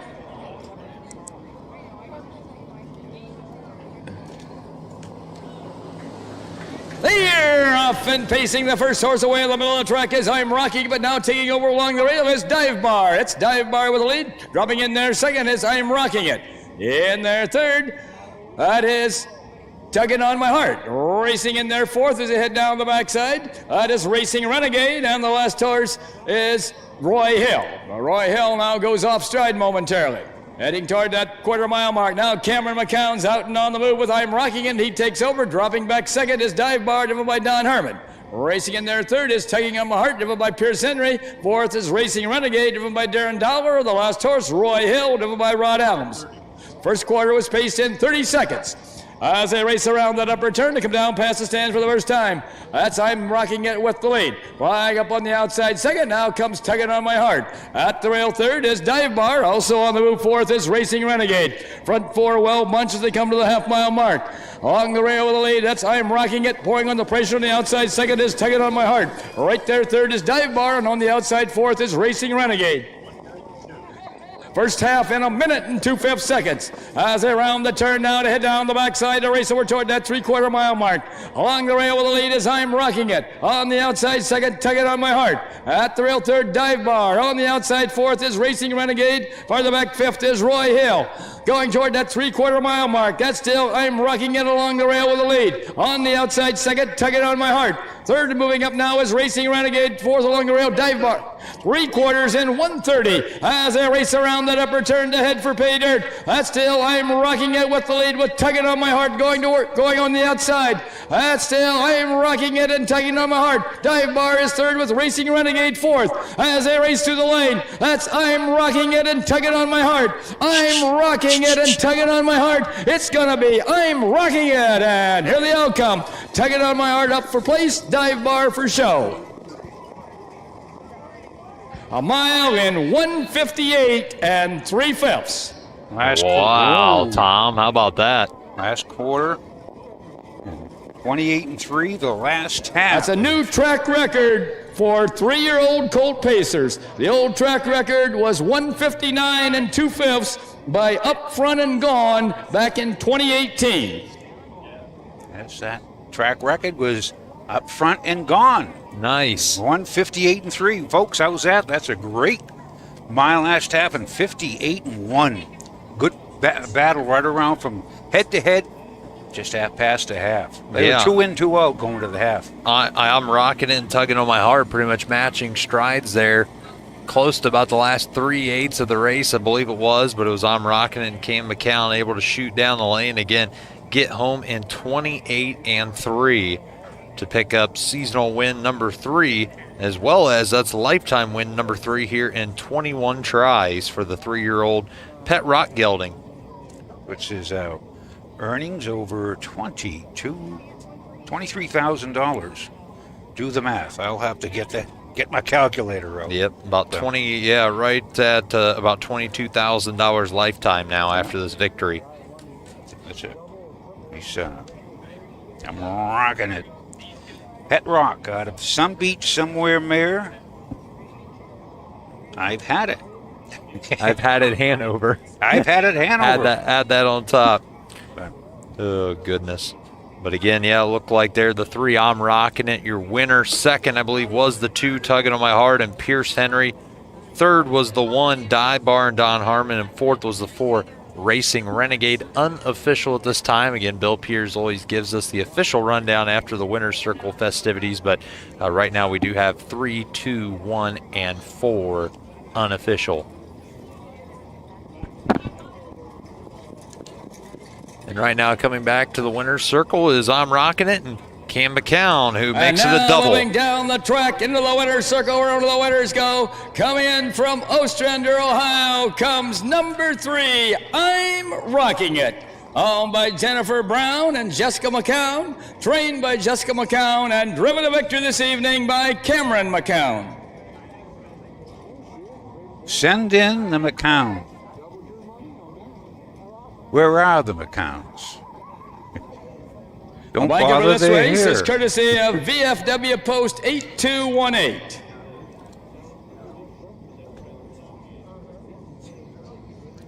Great mile track record, a new track record for 3-year-old.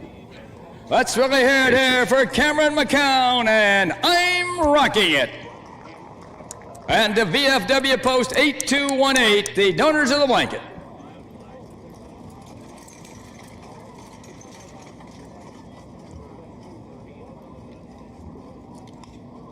Now that's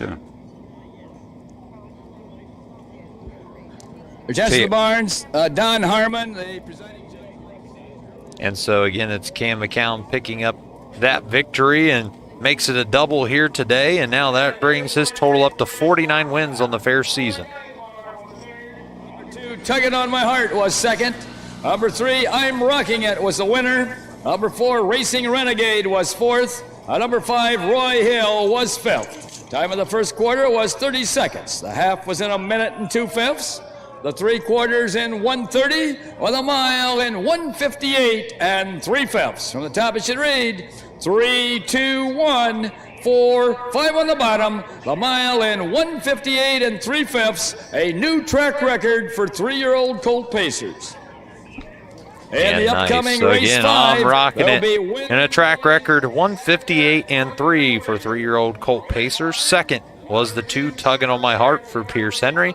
Third was the 1 Dive Bar for Don Harmon. Fourth was the 4 Racing Renegade. Rounding out the field, fifth was the 5 Roy Hill. So we're going to take a quick commercial break, but make sure you stay tuned, guys, because joining us after the break during the preview of Race 5 is going to be B.J. Roberts. So stay tuned after this break.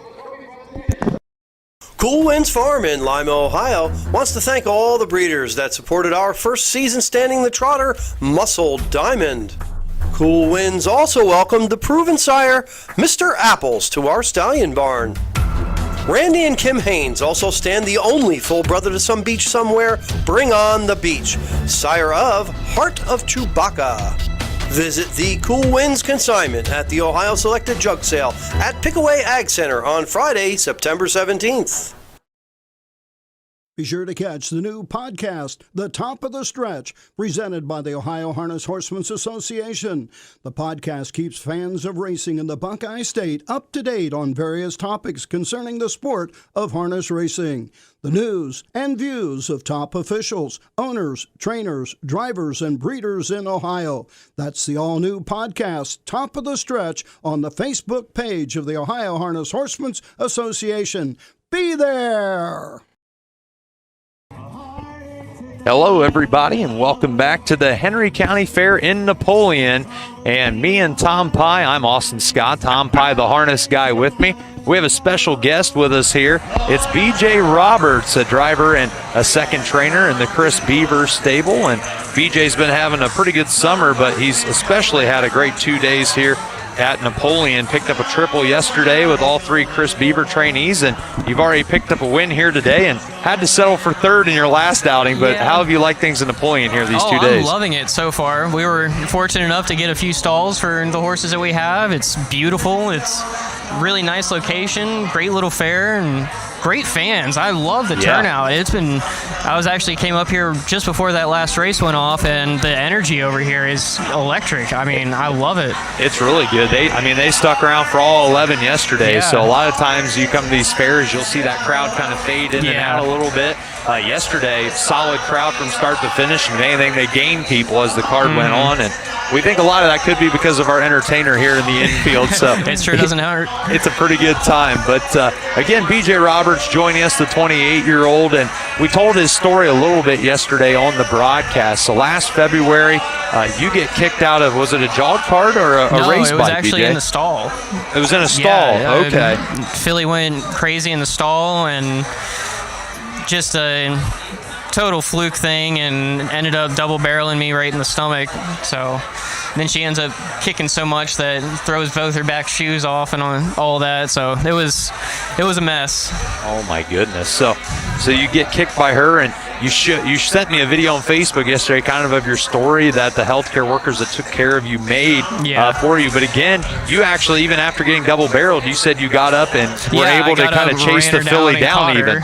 And put her back in cross ties so she didn't get loose. Oh, my goodness. I can't. And then I went right to my knees. Imagine. And then, that's why I said that's when it sounded like it all kind of caught up with you, what really happened, and just took you down. And, I mean, really kind of take us from there. You get, again, double barrel kicked in the stomach. You're able to chase her down, get her in cross ties, and then it's finally like, oh, man, this is not good. Yeah, that was not a good sign. But Chris's wife, Amanda, came out immediately and threw me in her car and went 100 miles an hour over to the closest hospital. And between that and the healthcare people that I had after the fact, that was the biggest reason why I was alive, because it was within a centimeter of my major artery or vein that runs through my liver. And not a good time. No, and not at all. And again, they categorized you as a Category 1 trauma victim. And what else? Again, you talked about just missing that artery, but your liver sustained major damage, I believe ribs and stuff like that too after that. 3 or 4 ribs. A lot of what I'm dealing with now is just the back pain from being in the hospital bed for so long. So between that and being in a bike, but I'm pretty well healed up now physically, and really just trying to get back on my feet and get back to 100% to where I was when I left in 2019. So and the first time I got to talk to you, I believe, was before I think it was the Ottawa, Putnam County Fair. I think maybe I spoke to you at that time and stuff, and you'd mentioned, you're coming back from injury. You said you spent 2020 pretty much in and out of the hospital constantly. You come back this season, I mean, doing exceptionally well. Yesterday, again, a triple so far, another win here today. You're up to 20 wins so far this summer and competing, closing in on the top 5 of the driver's standings right now. But yesterday, that win in the first race was really special for you. It came behind the filly Irish Princess, the horse that nearly killed you 18 months ago. That's her. So that was emotional. I had to take my glasses off after I crossed the finish line because I thought I was going to start crying too much.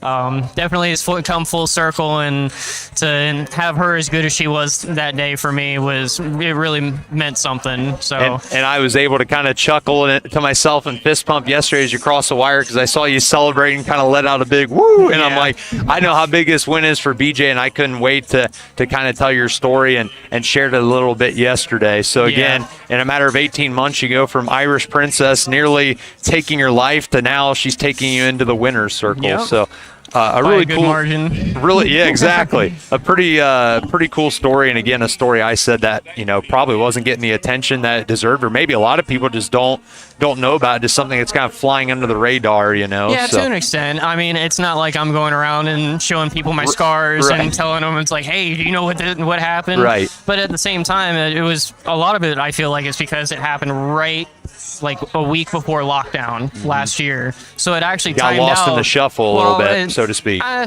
don't want to say that, but it helped me a lot, because I didn't really miss as much as I could have if everything went according to plan. But I mean, it is what it is, and I'm still here, so I'm happy. And You're amazing. not going to find a happier person sitting behind a horse than me, I can tell you that. Amazing story. And again, you talk about, horses that are in your guys' DNA. You hear a story like that, and I think most people would go, why do you ever come back and work around them and drive them and that sort of thing?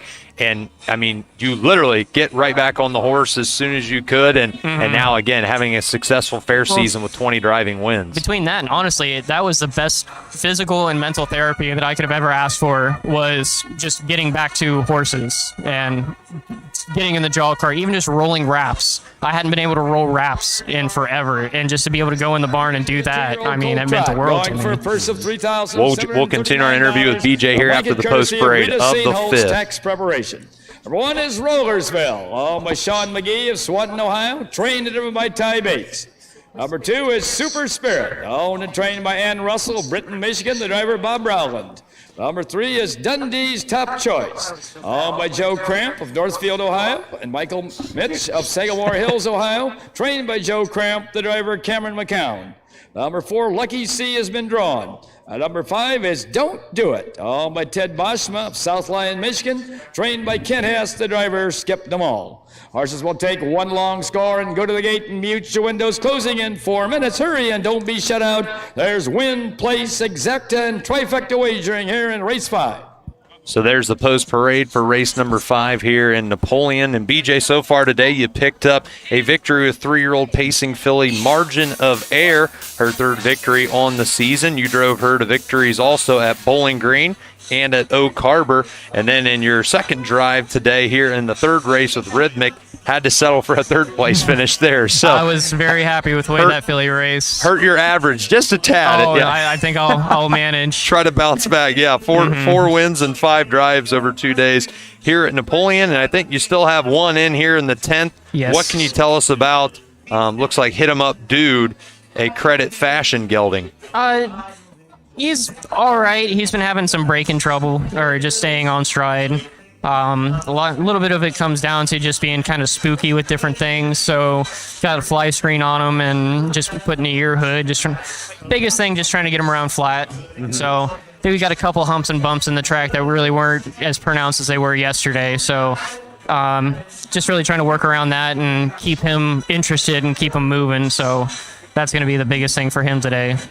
Well, that's good. So, again, BJ, I mentioned 28 years old, still a young gun in the game here, so to speak. What are some of your future goals for yourself driving? And do you have maybe future plans of having your own stable someday, or what are your goals in harness racing? Maybe.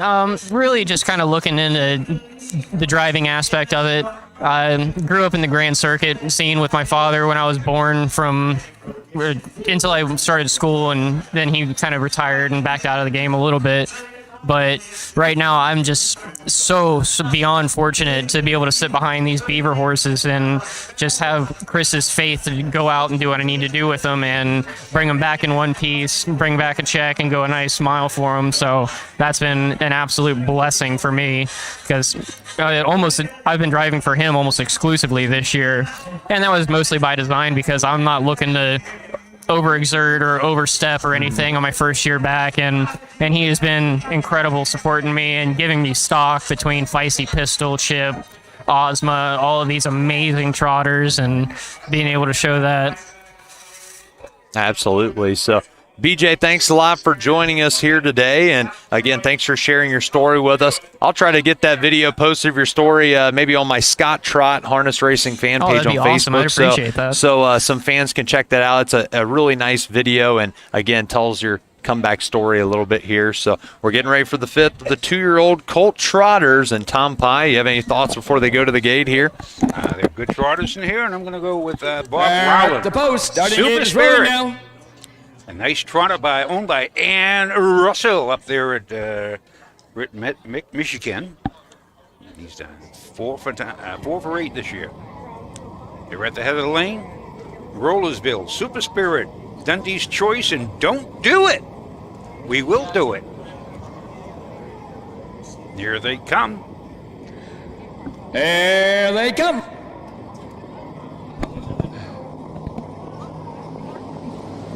They're off and trotting. The first horse away is Super Spirit. Up on the outside, second. That's Dundee's Top Choice. On the outside, third is Don't Do It. Now off stride goes Dundee's Top Choice. Last horse at this point is Rollersville. As they make the turn now to head down the backside to race over toward that quarter-mile mark. That's Bob Rowland with Super Spirit on top by a length and a half. Trotting in there second is Don't Do It, driven by Skip DeMall. A little farther back third is Rollersville, driven by Ty Bates. And the last horse after going off stride is Dundee's Top Choice, driven by Cameron McCown. Past that quarter-mile mark, that's Super Spirit by 2 lengths. First quarter trotted in 32 seconds. That's Super Spirit by 2 lengths. Trotting second, Don't Do It. Right there, third is Rollersville, and fourth is Dundee's Top Choice. Making that turn now to head down past the stands for the first time. That's Bob Rowland and Super Spirit bringing the horses down to the half. Racing in there second, that's Don't Do It. Moving along third is Rollersville, and trailing is Dundee's Top Choice. Past the half-mile mark, that's Super Spirit still by 2 lengths over Don't Do It, and third comes Rollersville, and moving up a closer fourth now is Dundee's Top Choice. First half trotted in 104 and 4/5. as they round the turn now to head down the backside to race over to that 3/4 mile mark. That's still Super Spirit with the lead, but a little closer second now is Don't Do It. Moving up on the outside third is Dundee's Top Choice, and back to fourth is Rollersville. Going toward that 3/4 mile mark. That's still Super Spirit by a length and a half over Don't Do It. Third now is Dundee's Top Choice, and trailing is Rollersville. 3/4 in 1:37 3/5 as they race around that upper turn to head for pay dirt. Here comes Don't Do It up on the outside to pour on the pressure on Super Spirit. Moving in third now is Dundee's Top Choice as they turn for home. It is still Super Spirit with the lead. On the outside is Don't Do It. Super Spirit at the rail. Don't Do It on the outside as they race through the lane. Super Spirit and Don't Do It. Super Spirit and Don't Do It. Super Spirit and Don't Do It. Tight at the wire between Don't Do It and Super Spirit. Up for third was Dundee's Top Choice. Anybody's guess? Too close to call on that one, Tom. 2:09. That was certainly our closest finish here. Finish of the 2 days of racing so far in Napoleon. Excellent stretch drive and duel between Super Spirit and Don't Do It with their drivers Bob Rowland and Skip DeMall. I think Don't Do It done did it. You think so? I think he got up at the last stride of that. That's the finish line there, isn't it? Yeah. But yeah, that was a great finish. Poor Ann, she's been second last two starts. Just missing. And do we have photo finish here, Tom, also? Yes, we do. Upstairs? Okay, above us. Yes, with the guy with the bump in his head. There's a very low ceiling upstairs. He got a bump and a scuff mark on there. He's showing us his wounds that he got here at Henry. This is going to be a tight photo. Oh. Don Holden from Broad Pace Marketing. You were watching the camera. Who do you think got up to win it? I can't do it, Tom. I can't make the call. Too close to call. Too close. Bring Don't Do It back to the winner's circle. Oh. Tom, I'm going to say Don't Do It. He did it. He done did it. He did it again. Oh, man. This is his first lifetime win. New lifetime mark. Break the bank K Cold here out of the Dewey Cheatham and Howe mare. Do it justice. Do it ever. And now moving down the track into the winner's circle where the winners go. Coming in from South Lyon, Michigan, comes number 5, Don't Do It. Owned by Ted Boschma, trained by Kid Hess, and driven to victory this evening by Skip DeMall. The blanket for this race is courtesy of Rita St. Holtz Tax Preparation.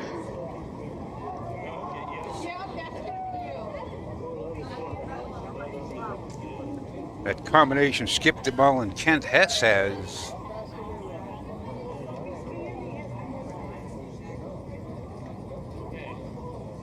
Do well with their trotters.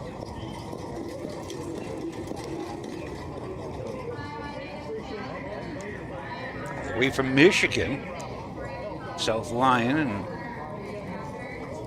Ann Russell comes down from Britain, Michigan.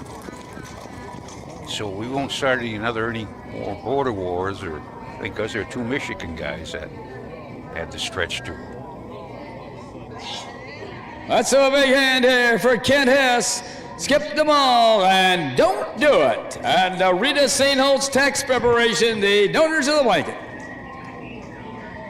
So if I had to say, the margin of victory probably had to be a nose there, Tom, if I had to guess. Yeah. Hess and DeMall, they got time storm. There are the official placings for race 5 from the top. Number 1, Rollersville was 4th. Number 2, Super Spirit was 2nd. Number 3, Dundee's Top Choice was 3rd. Number 4, Lucky C had been drawn. Number 5, Don't Do It was the winner. Time of the first quarter was 32 seconds. The half was in 1:04 4/5. The 3/4 in 1:37 3/5, with a mile in 2:09. From the top it should read 4, 2, 3, scratch, 1 on the bottom, the mile in 2:09. First lifetime win for Don't Do It. I think we're going to have more exciting races like that. That was an excellent stretch drive.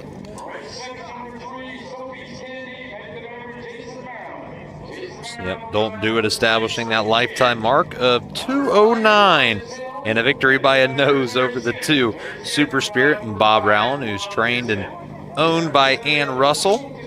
Third was the 3 Dundee's Top Choice for Joseph Cramp. Cam McCown was the driver there, rounding out the trifecta. Fourth was the 1 Rollersville for Ty Bates, who trains and drives. And then the 4 Lucky C for Jay Weller was scratched in this one. So that should take us up to the 6th race here at Henry County Fair in Napoleon, Ohio. We have a 3-year-old filly pace. This is the 2nd division of 3. And there's 5 in it. Going for a good mile. Another good mile coming up. This looks like we've got some speed in here. We do have a standout. We'll do that when we come back after these few messages.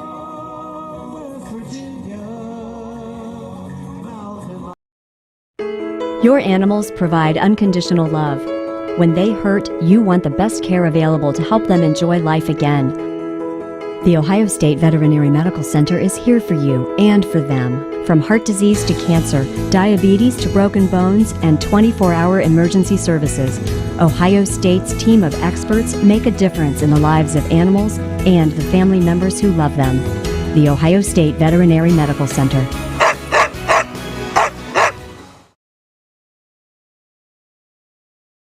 Hey everyone, if you like horses, you'll love our podcast called Horsing Around. I'm Michelle Gatchell. And I'm Kelly Bell.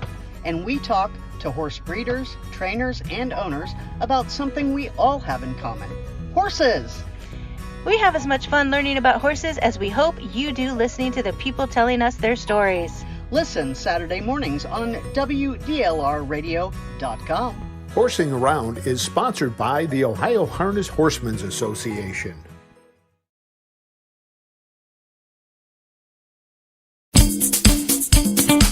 Selling your horse? Sell for free. No fees, no commissions. The only free auction site in the industry. There's no problem selling your horse at harnesshorseauction.com. So, Tom, when I'm not working these broadcasts, I'll a lot of times follow along from home. So I'll put it up on my TV from Facebook or something like that and just kind of listen to the broadcast. And while they're in between race, I'll go do household chores and stuff like that. Well, during that last commercial break we had here, the commercial for Ohio State Vet Medical Center, they always have the dog barking at the end. So I'll have my little pup. She'll be laying on the couch, maybe asleep or something like that, or maybe just looking out the window or something like that. Every time she hears the Ohio State Vet Medical Center commercial, she turns around, perks up, and starts barking at the TV.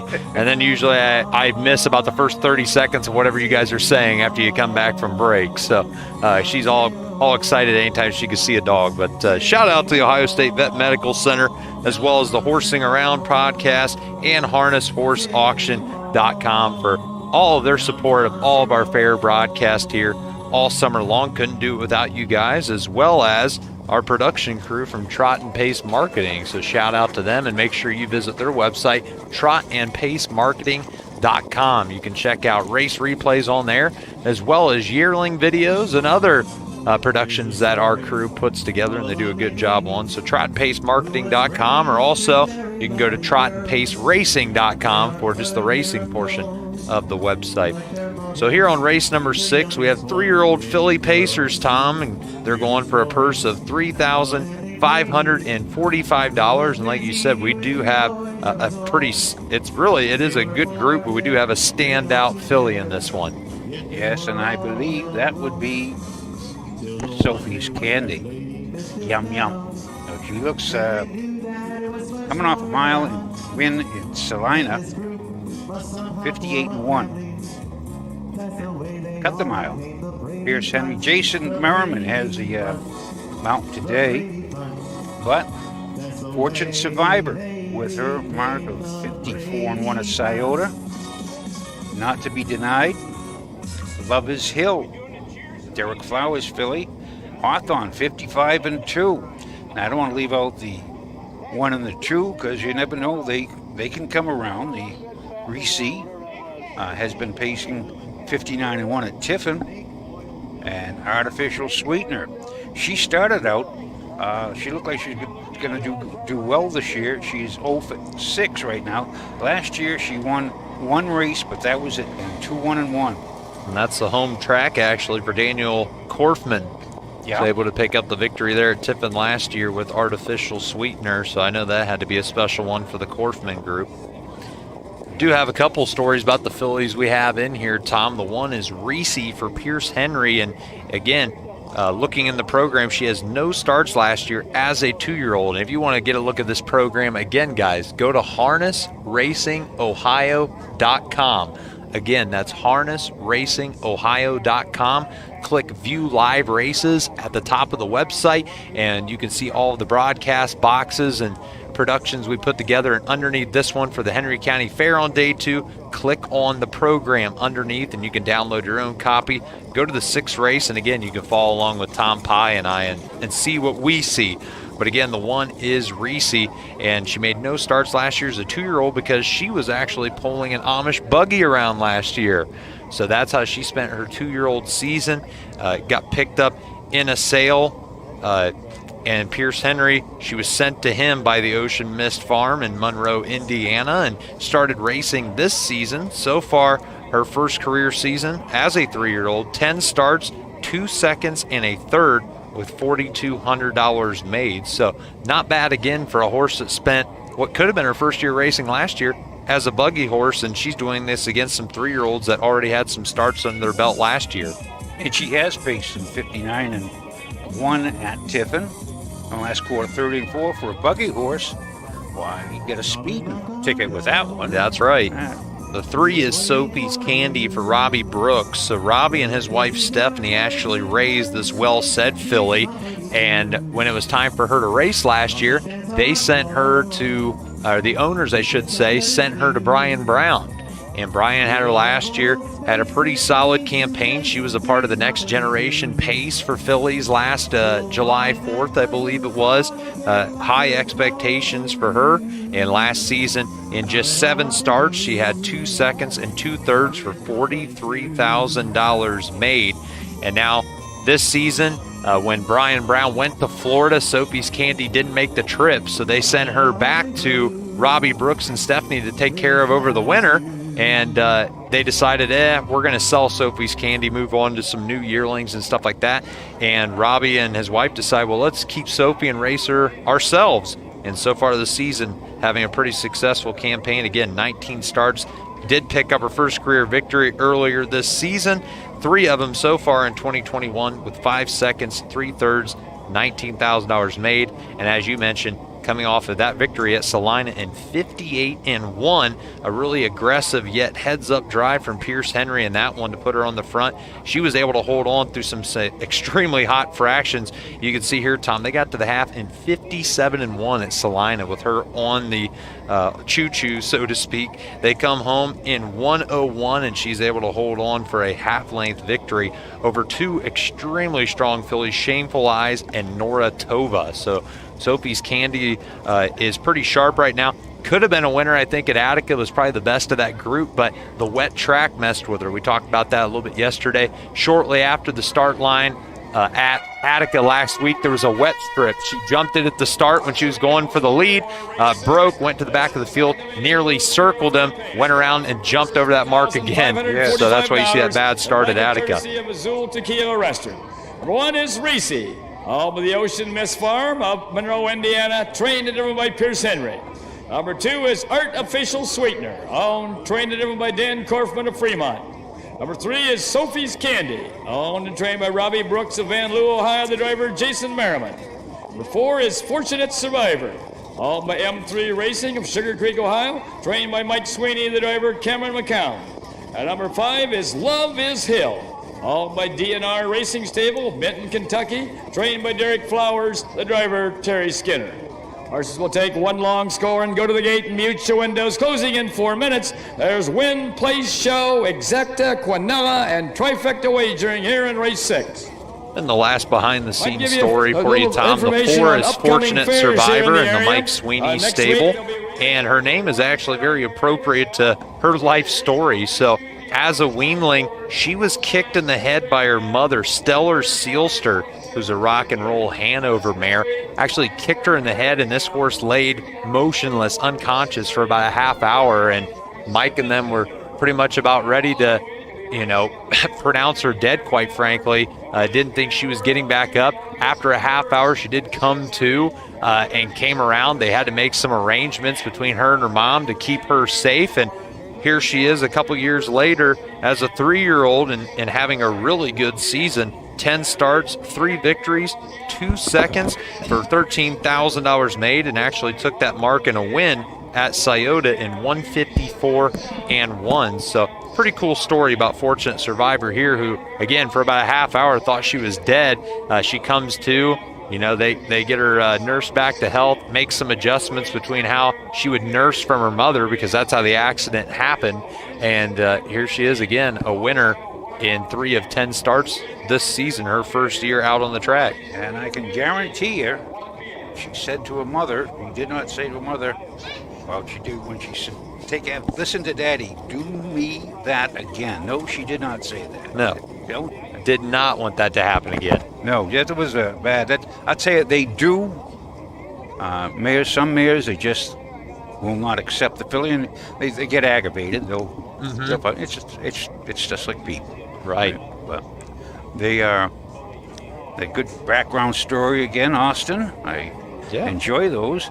I do think Sophie's Candy should be the best in here right now. Currently at 9-5. We have our second choice is Lover's Hill with. Wait a minute. Fortunate Survivor is 4-5. Stop the presses. Holy cow, ladies and gentlemen. 4-5. Fortunate Survivor. 9-5 on Sophie's Candy. And Lover's Hill is 7-2.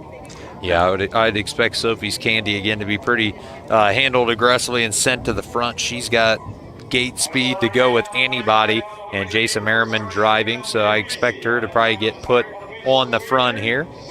But again, I did have those behind-the-scenes stories on Reese, Sophie's Candy, and Fortunate Survivor, and they're trained by Pierce Henry, Robbie Brooks, and Mike Sweeney, as well as the other two in here. Daniel Korfman I talked to and met at Oak Harbor. He was super helpful about giving me some info about some of his horses. And then the 5, Lover's Hill, is trained by Derek Flowers. Derek, another horseman, really excited to talk to me about his horses. Always gives me good information to share with you viewers. So all of these horsemen, I joked last week when I was at Salina, at this point when they see me going around the barn, they probably turn the other way and try to hide, because here comes the guy playing 20 questions with me while I'm trying to get my horse warmed up. But realistically, they all, their eyes light up. They're excited to talk about their horse, and they think it's cool that we're, even asking about them. So hopefully the fans appreciate that info as well. But I want to thank all the horsemen that help Tom and I and our entire crew get these broadcasts together. And here they come to the top of the stretch for the start of the 6.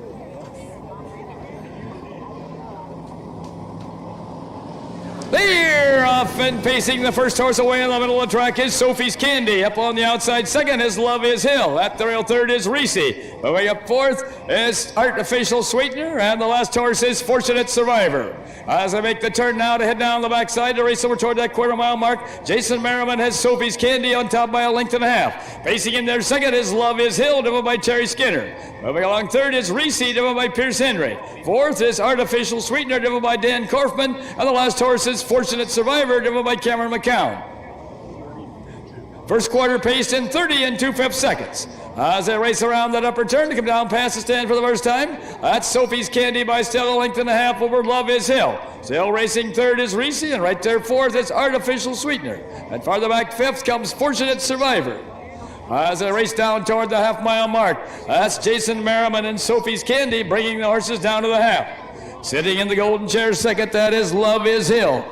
Up on the outside third now comes Artificial Sweetener. At the rail fourth is Reese, and then comes Fortunate Survivor. First half paced in 103 1/5. as they round the turn now to head down the backside to race over to that 3/4 mile mark. The one to catch is Sophie's Candy. The closest horse, second on the outside, is Artificial Sweetener. At the rail third is Love is Hill. Right there fourth is Reese. 4 horses pretty well bunched as they go to the 3/4 mile mark, and the pace is beginning to pick up. That's Sophie's Candy opening up a length and a half now on Love is Hill, with Artificial Sweetener still on the outside third. At the rail fourth, it is Reese. 3/4 in 133 and 4/5 as they race around that upper turn to head for pay dirt. That's still Sophie's Candy with the lead. Love is Hill second and looking for Racing Uber, now has room to pop out. Moving along at the rail third now is Reese. Off stride and goes Artificial Sweetener as they race toward home. That's Sophie's Candy and Love is Hill. Sophie's Candy and Love is Hill. Sophie's Candy and Love is Hill. It's Sophie's Candy. Love is Hill up for place. Reese for show. A mile and 2:03. Last quarter in 29 and 1. Looks like 3-5-1. Just for fun. Sophie's Candy under wraps for the victory in that one. 2:03 for her. I should have added there too. You see the Fortunate Survivor, just going across the line. Mike Sweeney showed me some pictures yesterday. 2 starts back for Fortunate Survivor. She had her front legs taken out from under her by a race bike, actually, out on the track. You can see she finished 5th by 13 1/4 lengths in that one. And she got clipped by the bike, and she is still dealing with an injury. Mike showed me pictures of her legs and stuff, still very beat up and still working with it. Again, was second in her last effort at Attica, but Mike said she's still just not quite 100% there. So that could have been the reason there for the 5th place effort in this one. But again, it was Sophie's Candy, as Tom and I expected, shooting out to that early lead and releasing it to no one. And she went out the crowd favorite at even money, 1-1. And Love is Hill. And now moving down the track into the winner's circle, where the winners go. Coming in from Van Loo, Ohio, comes number 3, Sophie's Candy. Owned and trained by Robbie Brooks and driven to victory this evening by Jason Merriman. Sophie's Candy. Well said, well done. The blanket for this race is courtesy of Azul Tequila Restaurant. Not to pat myself on the back too much, Tom, but Robbie Brooks did tell me that I am Sophie's Candy's good luck charm. She's won 4 races this year. All 4 times I've been on the broadcast. So he told me to tell the OHHA to schedule me for all of their races. So again, she's 4 for 4 with me in attendance so far this year. And to Azul Tequila Restaurant, the donors of the blanket. And poor Pie called it jinx, the kiss of. I balance your jinx, apparently. I'm able to overcome it and brought Sophie's Candy the good luck in this one. There are the official placings for race 6 from the top. Number 1, Reese was 3rd. Number 2, Artificial Sweetener was 4th. Number 3, Sophie's Candy was the winner. Number 4, Fortunate Survivor was 5th. Number 5, Love is Hill was 2nd. Time of the first quarter was 30 and 2/5. The half was in 1:03 and 1/5. The 3/4 in 1:33 and 4/5, with a mile in 2:03. From the top, it should read 3, 4, 1, 5, 2 on the bottom. The mile in 2:03. In the upcoming race 7, there'll be win, place, exacta, and trifecta wagering, and this will be the first half of a daily double along with race 8. Blanket for this race is given in memory of Lawrence Schutte. And with the last half in 59 and 4 there we go on the 3-5, which was without the favorite, which was Fortunate Survivor. 3 paid $420, the 5 paid $560 to place. The Quinella was only $760, but a nice exactor of $27.80. And for you hunch players, Sophie's Candy was kind of a sweet deal right there. So, with that, we're coming up to the 7th race. It's the final division, 2nd division of 2-year-old filly trotters. There's only 4 in it in this one, so everyone's taking home some money. This is the 7th, going for $5,258 at Henry County Fair. Napoleon, Ohio. We shall return after these few words.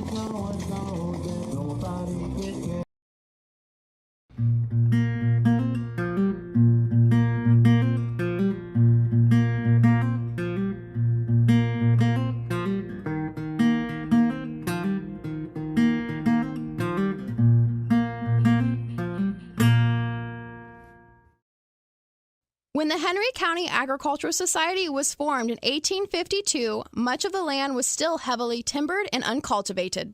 The county is located in the northwestern part of the state in what used to be the Great Black Swamp. After the swamp was drained, it became some of the most fertile land in the United States. The first Henry County Fair was held in October of 1853 as a celebration of harvest. The two-day event was hosted in an open field just outside of Napoleon, Ohio. The fair grew steadily, and by 1884, the grounds were complete with barns, a judge's stand, and a racetrack. The best crop and livestock around continue to be exhibited here. Farming remains the largest employer in Henry County, with 91% of the county as farm fields. The area is also Ohio's third largest producers of wheat. Today, the Henry County Fair is a member of the Ohio Fair Racing Conference and hosts 2 days of live-action harness racing. The roots of harness racing are born at the county fairs. For over 150 years, people have gathered to watch horses battle it out for fame and glory.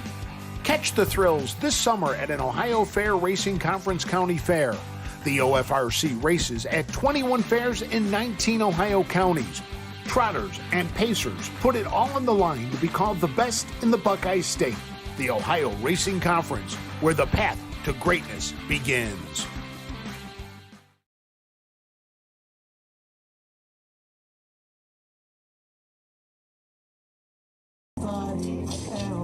And we're back here in Napoleon at the Henry County Fair on day number 2. So we're now over the halfway point in this card here today. 6 races in the books, only 5 more to go.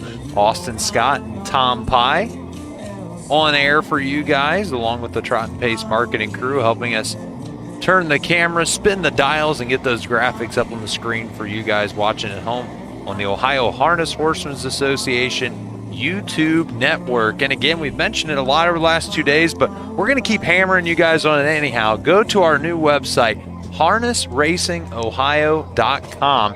It's going to be your one-stop shop for all things harness racing in Ohio, including our live fair broadcast. So again, we realize a lot of our broadcasts are kind of all over for you guys. You can watch them on Facebook at the Ohio Harness Horsemen's Association page, on the Trot and Pace Racing page. We also bring you some on YouTube, like here at Napoleon today and yesterday. So we found a place where we can put all of them on one page for you guys. You could tune into all 3 at once if you want to, and you can download programs for all of them as well. So again, go to that website, harnessracingohio.com, click View Live Races at the top of the page, and it'll take you to all of our broadcasts on one page with programs for all of those broadcasts as well. So a pretty cool new website, Tom, that the OHHA has put together. Yes, well put together. And it's such a deal, too. Free. Pretty cool, and we enjoy it. And again, go to that website, harnessracingohio.com. It not only has our fair live broadcast all there on one page, also has a calendar of events so you can see what date every fair is racing. You can click on that fair to learn, contact information, schedules for the fair. You can go to their website. Also, we'll give you information and stuff like that to head on out to that fair. So a lot of great information on harnessracingohio.com. And this is, as we said last year, it was such a downer with racing with no crowds. But this is like they got a very vibrant crowd. They're enjoying themselves. They have all the snacks that they have. They have ice cream. They have fried onions, and that the whole thing. It's like a blossom, the onion blossom. I don't know what they call it. But I see a lot of people eating that. I don't want to talk to them now. No, thank you. But it's just a great feeling to be out here at the fairs, see some great racing. Of course, all through the years as we go, we get our friends on both sides of the fence, and it's good to see them win. I think I see some people are eating. It comes in a bag. It's like that pink pillowy stuff. Was it called Sophie's candy or no? It's called cotton candy. Cotton candy. But yeah, it was Sophie's candy that just won the last race. That's why I had that on the brain. Sophie's candy again won race 6 for the 3-year-old Philly Pacers for Robbie Brooks and Jason Merriman. And again, the fans grabbing some of that cotton candy here in the stands, as well as the Bloomin' Onion. The Bloomin' Onion. The Bloomin' Onion too. And I'll tell you, like I said, if you're eating a Bloomin' Onion, don't get too close to Tom Pie, or just maybe cover your mouth. Yeah. Now I want to say a few words as we go along. I want to Jean Getterman. She did a great job here at Henry County. She organized this. She's a state superintendent. You see her running around all over the place, but every time she sees me, she takes off in the opposite direction. I don't blame her. She don't want to go on there. But Jean, good job. She has Tim Watchman, Dan Watchman, Tim Lackey, her assistants. We got to go upstairs to our presiding judge, Paul Combs. This is all coming off without a hitch. They're doing good. And of course, you got Bill Peters, the announcer. He's also the clerk, of course. We've got the charter is Pam Weller. And they're up there. Our singer, they know the words by heart upstairs. They've been listening to him for 4 years now. But again, it makes a pleasure. Jake Frappel, our track photographer with Lynn Scott Photography, they put the package together for the fans' enjoyment and for our enjoyment too. Make sitting here in the sun very enjoyable. Exactly. Another good crowd. So we talked about that earlier in an interview with BJ. Yesterday's crowd stuck around for all 11 races. A lot of times you'll see the crowd kind of filter in and out a little bit, but yesterday pretty steady all the way through. And again, that mid-race entertainment that we get to hear is pretty cool, and it draws in the fans and then keeps the ones that we already have here. In the barn area, as I said, we had Austin said yesterday they had horses on the other side of the road, and they got their tents up.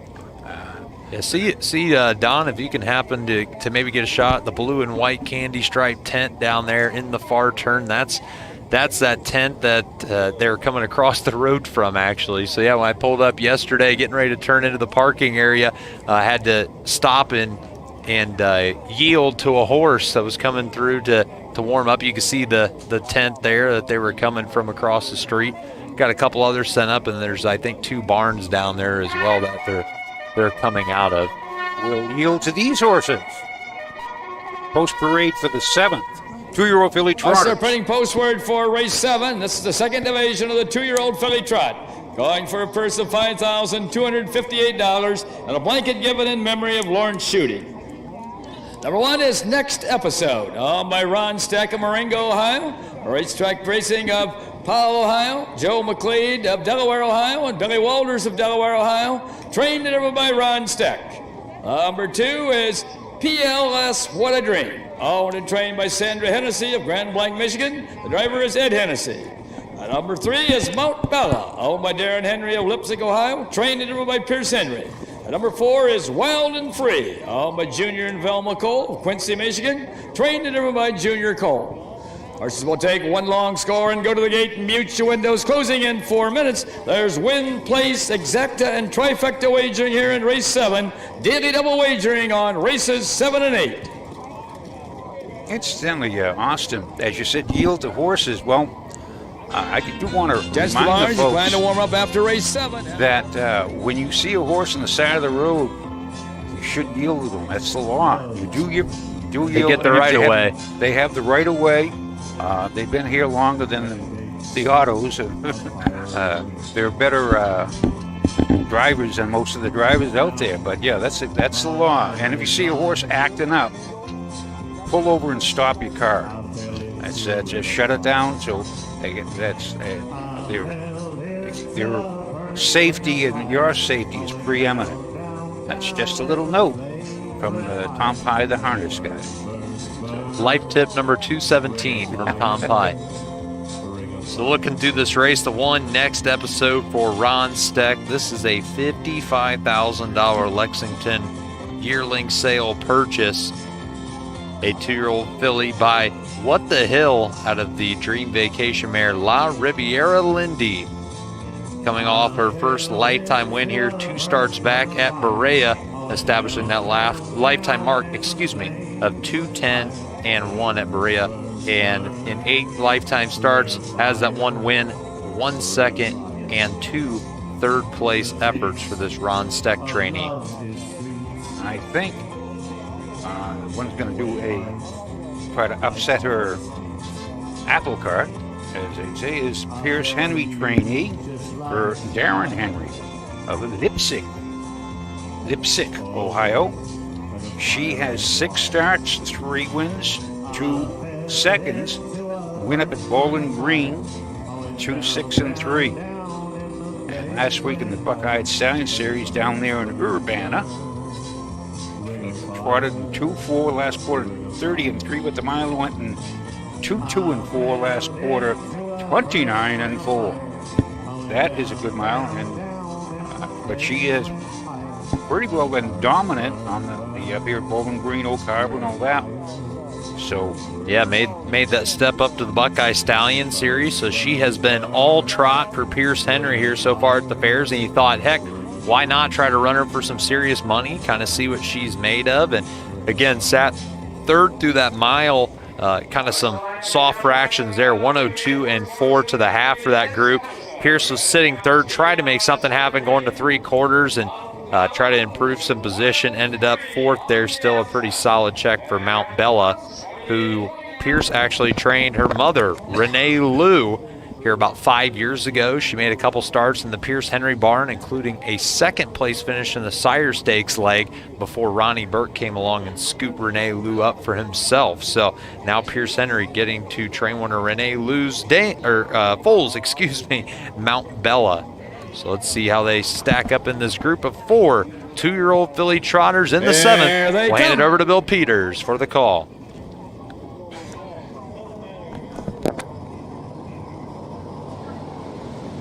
They're off and trotting. The first horse away is PLS What a Dream. Moving up on the outside, second is Mount Bella. At the rail, third is Next Episode. On the outside, fourth is Wild and Free.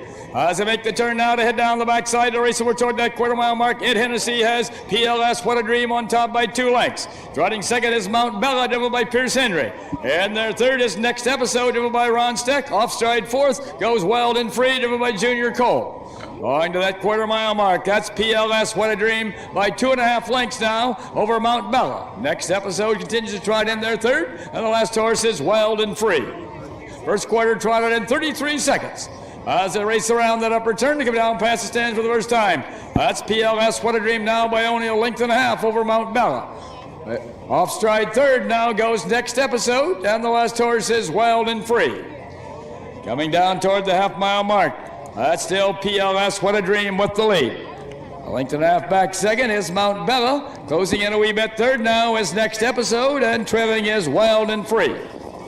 Past that half-mile mark, that's still PLS What a Dream by 1.5 lengths over Mount Bella. First half trotted in 105 3/5. As they round the turn now to head down the backside to race over to that 3/4 mile mark. The one to catch is PLS What a Dream. The closest horse second is Mount Bella. Closing in third is Next Episode. And the last horse is Wild and Free. The pace picks up a wee bit going toward the 3/4 mile mark. That's still PLS What a Dream by 1.5 lengths. Mount Bella edges up a little bit closer. It's also closing in is Next Episode. And trailing is Wild and Free. Front three well bunched as they race past that 3/4 mile mark. 3/4 in 139 3, and now Pierce Henry makes his move with Mount Bella. She trots up on the outside to take the lead. Dropping back second and now going off stride is PLS What a Dream, and also off stride goes Next Episode. As they race toward home, that's Mount Bella. And moving up second now is Next Episode. Third along the rail is PLS What a Dream, and trailing Wild and Free. But past the stands, it's gonna be Mount Bella. And here they all come. Up for place is Next Episode, and the third horse is PLS What a Dream. 3 unofficial. 3-1-2. How do you do? A mile in 2:10. First quarter in 30 and 2. What a classy filly Mount Bella is here for Pierce Henry, Tom. So you look down through her program line, she does pretty much all of her work off of a helmet and does a great job doing it. Gets a similar trip here today. She's been getting a pocket ride and, again, makes her move at 3/4, and she can just absolutely charge home. And another strong effort put in by her as she goes down the final quarter in 30 and 2 and picks up her 4th lifetime victory in 7 starts for Pierce Henry. And now that's going to run her bank total up over $13,700 on the season, again, in just 7 starts. So nearly averaging $2,000 every time out. That's a very nice paycheck. It's got a family down here. She's owned by Darren, which is Dad. Pierce's dad, yep. We have a big crew heading down to the winner's circle. I think some of them from the Henry stable, and also we have a memorial race in this one too, Tom. Yes, Lawrence Shoot.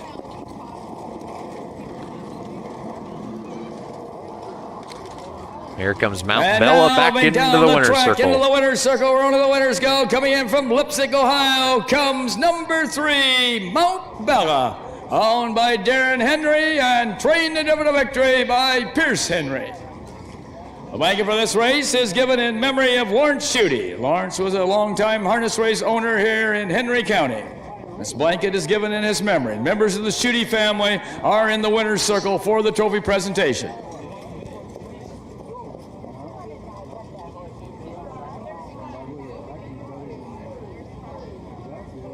Let's have a big hand here for the Henrys and Mount Bella, and for the family of Lawrence Schutte for giving this blanket in Lawrence's memory. Again, that's a family affair, both the in memory of and the Henry family. Look at the orders. There are the official placings for race 7 from the top. Number 1, Next Episode, was 2nd. Number 2, PLS What a Dream, was 3rd. Number 3, Mount Bella was the winner. Number 4, Wild and Free, was 4th. Time of the first quarter was 33 seconds. The half was in 1:05 and 3/5. The 3/4 in 1:39 and 3/5. With a mile in 2:10. From the top it should read 2:3:1. 4 on the bottom. A mile in 2:10. In the upcoming race 8, there'll be Win, Place, Show, Exacta, Quinella, and Trifecta Wagering. Race 8, number 1, Whiskey Player, make the driver Rod Adams Jr. Rod Adams Jr. will drive number 1, Whiskey Player. Number 2, Stolly, make the driver Don Harmon. Don Harmon will drive number 2, Stolly. Number 3, Red Camo, make the driver Pierce Henry. Pierce Henry driving number 3, Red Camo. So there's some driver changes that Bill Peter had for the 8th here. Yeah, again, so sorry about that, Tom. Yeah, Mount Bella picks up that victory in the 7th. Me and Tom Pye going to take a quick commercial break. We'll be back on the other side here in Napoleon with race number 8. For over 50 years, Midland Acres has provided top-quality Ohio-bred colts and fillies. As a third-generation farm with 500 acres of pasture for breeding to boarding and on-site veterinarian care, we understand the importance of delivering well-cared-for and well-mannered yearlings. Visit us September 17th at the Pickaway County Fairgrounds and get in the winner's circle with the yearlings by Fear the Dragon, Yankee Cruiser, Pet Rock, and Long Tom. Midland Acres, doing our best to bring you the best. When you need supplies for your horse, one name stands out: Big D's. Since 1976, Big D's Tack and Vet Supply has been the equine experts you can trust. Whatever your horse needs is available at Big D's Tack and Vet Supply. Visit the retail outlet in Streetsboro, Ohio, or order online at BigDWeb.com. Most orders shipped that day, or call 1-800-321-2142. Big D's Tack and Vet Supply. We're back here at Henry County Fair in Napoleon, Ohio. This is in the northwest section of Ohio. It is nice. The folks are great here. I mean, they had the fans, as the sun is going down, they are moving back one seat at a time. I did have a family behind me, and I won't say they were crawling on top of me, but we moved back. You know, they're back about 3 rows from me right now, Tom, from where we started. So trying to beat that sun again. This track runs north and south, and we're looking into the west right now, looking into the sunset. So now, like Tom said, we hardly have anybody in the first 3-4 rows of the bleachers. Everybody's moved their way to the top 3 or 4 rows. We're up there in the shade, staying cool in the shade. But yes, this is just enjoyable. Great music, great entertainment, and you see the various friends and family all over. They're like they haven't seen each other. Well, it's just like Wapakoneta. That was a reunion there. Mm-hmm. They had a one heck of a crowd. Yeah. We take good pride in trying to get a good crowd out to the harness races and stuff like that, and I tried to do my part. That's my home track, and try to make it an enjoyable experience. So that's where I made my mascot debut as Willie Winnett, Tom. I was in the horse costume. It was about a foot too short for me. Yes. As you can imagine, my wife, Taylor Scott, was Willie Winnett. We actually named her Winnie. Winnie Winnett. Since she's a filly. We switched it over from Willie Winnett to Winnie for short. So she was Winnie on Tuesday night. She's like 5'6", and it fit her perfectly. I'm 6'5". So the next day I tried it on, and it came about halfway up my shins as far as the bottom of the legs went. So I just wore, long dark colored socks to try to match the fur and stuff like that, and put the shoes on that came with it. Worked out pretty good. Now, how was the temperature inside? Oh my goodness, Tom. The most I've ever sweated. So I took the costume off, and you literally felt like the heat. My wife and my brother said you felt the heat radiate out of the suit, and then the smell that came with it. Well, that's not that I'm proud to admit that, but unbearable. Willie Winnett. Yeah, Willie Winnett was, I seriously looked like I had just jumped in a pool. Like my t-shirt was matted to me, my shorts were too, and my shoes are a little worse for wear. I'm not even joking, I threw them out. Yeah. Like there's no saving that pair of shoes I wore that day to be Willie. But this is the things we do for the sport. This is like... And for the kids. And for the youth. Yeah. Did any of the kids go, ew? Fortunately, I only ran into them with the suit, and then I went and hid under the Racing with the Stars tent to change out of it at the end of the night, so my identity wouldn't be shown. I wouldn't ruin the kids' hopes and dreams of Willie Winnett maybe running around out in the real world somewhere. That's a great story. I'll tell you that it's just part of the fun of the fairs here in Ohio. Because I did see the pictures, and I just said, who is that in Willie Winnett? Because they had kids in there before, and this guy's kind of tall. Yeah. And I did not think that it was you. That was the tallest Willie Winnett ever. I think I was actually bigger than most of the horses that were there that day. So that was again a pretty good time. One thing that actually scared me about being in the mascot costume is you just have 2 little eye holes to look through, and they're screened. They're almost, I don't even know, it's almost like looking through a cheese grater or something. About what it looks like. Well, apparently I was so focused on seeing through it and zoning everything else out, I had my eyes crossed like that whole time for like 3 straight hours, and I took the hat off, and my eyes were like stuck crossed, and I had the worst headache once I took that off, and I was trying to adjust my vision back, and I was scared to death I was going to have crossed eyes or something, like they had been stuck like that. So I was glad to get home and just go to sleep and wake up the next morning with my vision back to straight. Yeah. Well, Mother always said, don't make those faces because it'll get stuck like that. Yeah, right. Yeah. And I thought my mom was actually right on that one. So yeah, that was. But again, to anything to do for the sport and the kids, I'm down for it, even if that involves me having crossed eyes the rest of my life and losing every pair of shoes that I ever, throwing out every pair of shoes I wear while wearing a costume. So I think I'm probably going to stay out of that till about the October fairs. Yeah, that's I think, and then cooler. it'll be a little more welcome. Then it'll be like wearing a onesie or something out in that fall air. So that'll work out pretty nice. But we are, aside from all the mascot stuff, we are on to race number 8 of 11 on day 2 here of the Henry County Fair harness races. And this group is for 3-year-old colt pacers. This is the second and final division for the 3-year-old colt pacers, going for that purse of $5,218. And we have a group of 5 3-year-old colt pacers in here, Tom. And we have a good field. These are fast 3-year-olds. Boy, Tyler Bates. This one is, have to say, standout. Look at this one. It's 16 starts this year. 8 wins, 2 seconds, 2 thirds. Made $47,174 in his 16 starts. It's fantastic, with a mark of 152-3. Owned by Ed Hardwood from Monroe, Michigan. Mr. Eagles out of Fan Club Hanover by Jenna's Beach Boy. Jenna's Beach Boy. Pretty good season for him. Yes. And the other horses, they're no slouches in here. This is the good division, I'd say, the fastest division. Our first division was in the 4th race. 58-3.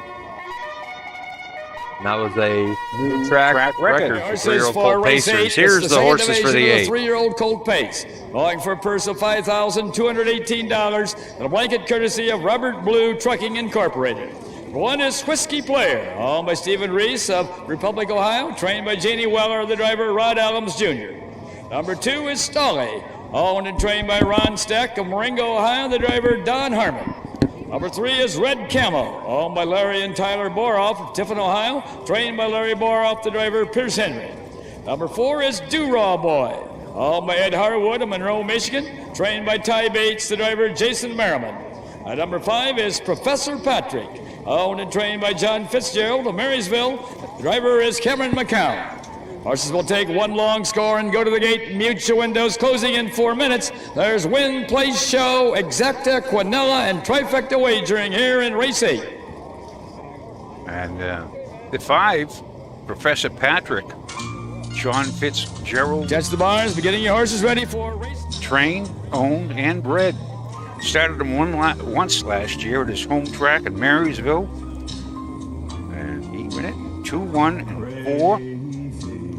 Said, "How do you like me now?" And that was his only start as a 2-year-old. This year is a 3-year-old. 12 starts, 5 wins, 1 second, 2 thirds. Win at Scioto, 154-2. Has a nice card. Win, third, 2, 4. Made a break at the Wilmington. Still pace in 2 minutes and 3/5. Also earlier this summer, back in the end of June, set the new all-time, all-age, all-gate track record at Marion. Professor Patrick did, so that's not on the racing lines in here, but I believe it could have been 56 and change. Yes, it was. I can't remember now, so I think it was just maybe even a few years back that Marion had their first ever mile. I mean, it was really recent. Within the last probably 4 or 5 years, the first ever mile under 2 minutes at Marion was set by T-Red.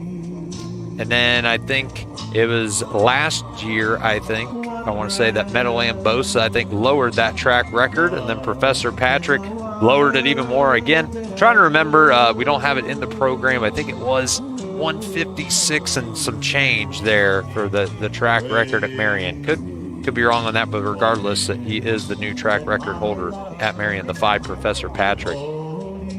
That satisfaction guaranteed for John Fitzgerald, as again he owns him, he trains him, he bred him, and he used to be the speed manager at Marysville, but they don't have any horses at And they did not. I thought no, they excuse did. me, I no, think excuse me. Lovan's I'm thinking there, right? of Bell Fountain. That's Yes. That's one of those places. Yeah, Marysville. Yes, home to the Levans. I think they train there, as well as John Fitzgerald. I'm trying to think if there's any others down there. Yeah. I think the Burns is correct. Yes. Roy Burns Stable, their home track as well.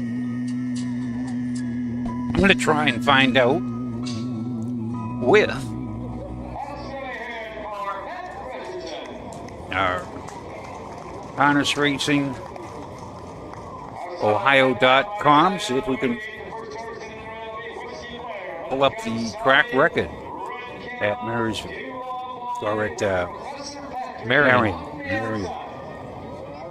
So here's our 5-horse field. Again, the 3-year-old Colt Pacers, the final division for them here in the 8th on day 2 at Napoleon. Bill Peters, our master of ceremonies, will have the call.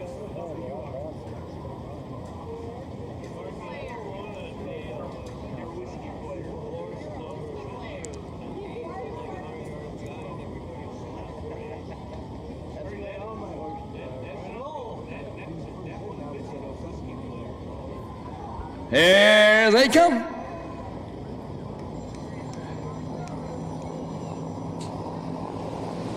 Here, off and pacing the first horse away on the outside is Do-Raw Boy. Down at the rail second is Stolly. Moving up on the outside third, that's Red Camo. At the rail fourth is Whiskey Player. And the last horse is Professor Patrick. As they make the turn now to head down the backside to race over toward that quarter-mile mark, Pierce Henry moves Red Camo up on the outside to gain command. Dropping back second, that's Do-Raw Boy, driven by Jason Merriman. Racing in their third is Stolly with Don Harmon. Then comes fourth, the Whiskey Player with Rod Adams. And the last horse is Professor Patrick with Cameron McCown. First quarter paced in 30 seconds. And now Jason Merriman backing out and on the move and regains the lead with Do-Raw Boy. And back to second is Red Camo. Third along the rail, that's Stolly. Fourth, and moving up on the outside, and a little bit now is Whiskey Player. And in there, a closer fifth now is Professor Patrick. 5 Pacers pretty well bunched as they race down toward the half-mile mark.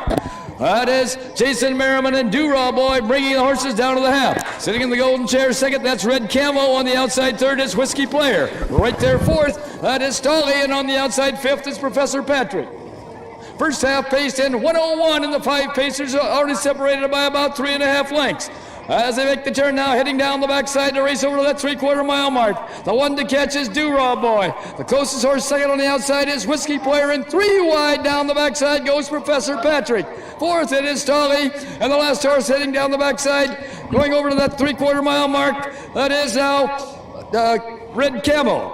Going past that 3/4 mile mark, that's Do-Raw Boy with the lead.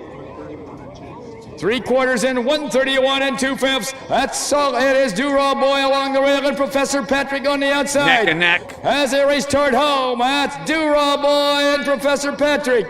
Pacing up third now is Stolly. As they race toward home, Do-Raw Boy and Professor Patrick. Do-Raw Boy at the rail, Professor Patrick on the outside. It's got to be Do-Raw Boy. And here they all come. Professor Patrick up for place, Stolly for show.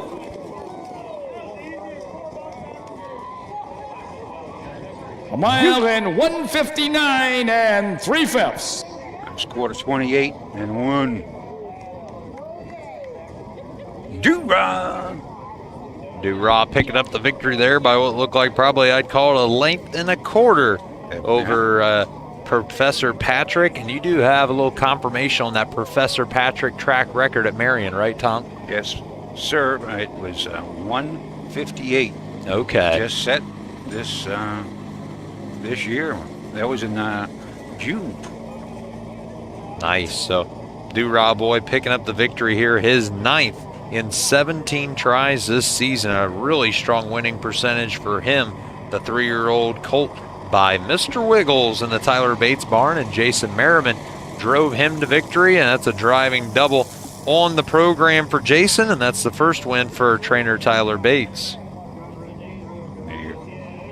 Which is seasonal earnings up to $49,700, almost $800, $49,800 and 17 starts, 9 wins.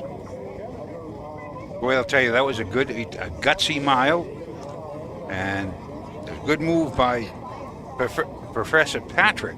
And Cam McCown had to go 3 wide. They were going to quarter in 30-1, but that last quarter in 28-1.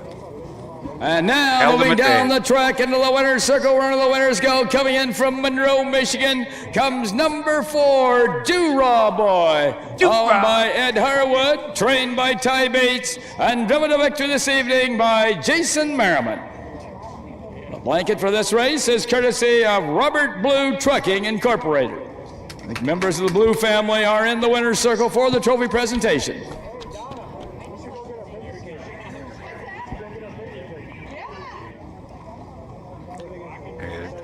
Let's really hear it here for Ty Bates, Jason Merriman, and Do-Rah Boy, and the Robert Blue Trucking Incorporated, the donors of the blanket.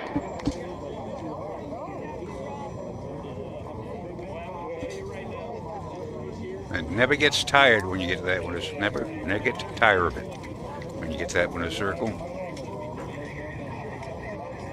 Here are the official placings for race 8 from the top. Number 1, Whiskey Player was 5th. Number 2, Stovey was 3rd. Number 3, Red Camo was 4th. Number 4, Do-Rah Boy was the winner. And number 5, Professor Patrick was 2nd. Time of the first quarter was 30 seconds. The half was in 1:01. The 3 quarters in 1:31 and 2/5, with a mile in 1:59 and 3/5. From the top it should read 5, 3, 4, 1, 2 on the bottom, a mile in 1:59 and 3/5. In the upcoming race 9, Do-Rah Boy, your winner in that 1:59 and 3 mark. Again, the track record was set for 3-year-old Colt Pacers in the first division earlier here in race 1 by I'm Rocking It, a pet rock owned by Jessica McCown and Jennifer Brown, trained by Jessica, and Cam was the driver on that one. 1:58 and 3 is the 3-year-old Colt Pace track record. They go 1:59 and 3 here in the second division. Second went to Professor Patrick for John Fitzgerald and Cam McCown. Third went to Stolly for trainer Ron Steck, Don Harmon, Dapper Don Harmon, right, Tom? Yes. Third in this one. Fourth went to Red Camo for driver Pierce Henry, who drove for trainer Larry Boroff. And then rounding out the field, 5th was the 1 Whiskey Player, trained by Jane Weller, and Rod Allums Jr. filling in for the injured Jay Weller in this one, who again we're sending well wishes to, and a speedy recovery to Jay, and hopefully can get back behind the horses here sooner than later. And again, we talked to BJ Roberts earlier about his accident last year and stuff, and he gets right back out with the horses as soon as he could. And for those that know Jay, he'll be right back after it as soon as he's cleared, I'm sure. And again, when BJ mentioned his father, Rob Roberts, the bell went off, and I asked, is this Robbie? He said, Robbie? Well, Bob. I said, but Robbie Roberts, and 45 years ago, I worked with him down in Florida. And his father, second train, he was one of the second trainers for Stanley Dancer. Then he went to work for Delvin Miller. Always a gentleman, good guy, good trainer. And it's his son, as BJ says, it's in the blood. That's a talent. Right. It's out. And give a shout out to Robbie Roberts. Absolutely. And again, it's a small world, as you say. This boy. So with that, we're coming up to the signature series. This is the 9th race, 4-year-olds and up pace. Going for first of $3,225. We have 7 horses in it now. The 5 is Scratch Mancino. But this looks like a very good and a very competitive field. We shall return after these few short messages from our sponsors. Cool Winds Farm in Lima, Ohio is a full-service standardbred breeding facility that specializes in stallion management. Cool Winds Farm stands the popular Dancing Yankee, whose first crop hit the ground this year and are great-looking individuals. Cool Winds is also standing Rockin' Amadeus, sire of world champion Ocean Rock. Be sure to inspect the Cool Winds yearlings at the Ohio Selected Jug Sale at Pickaway on September 17th.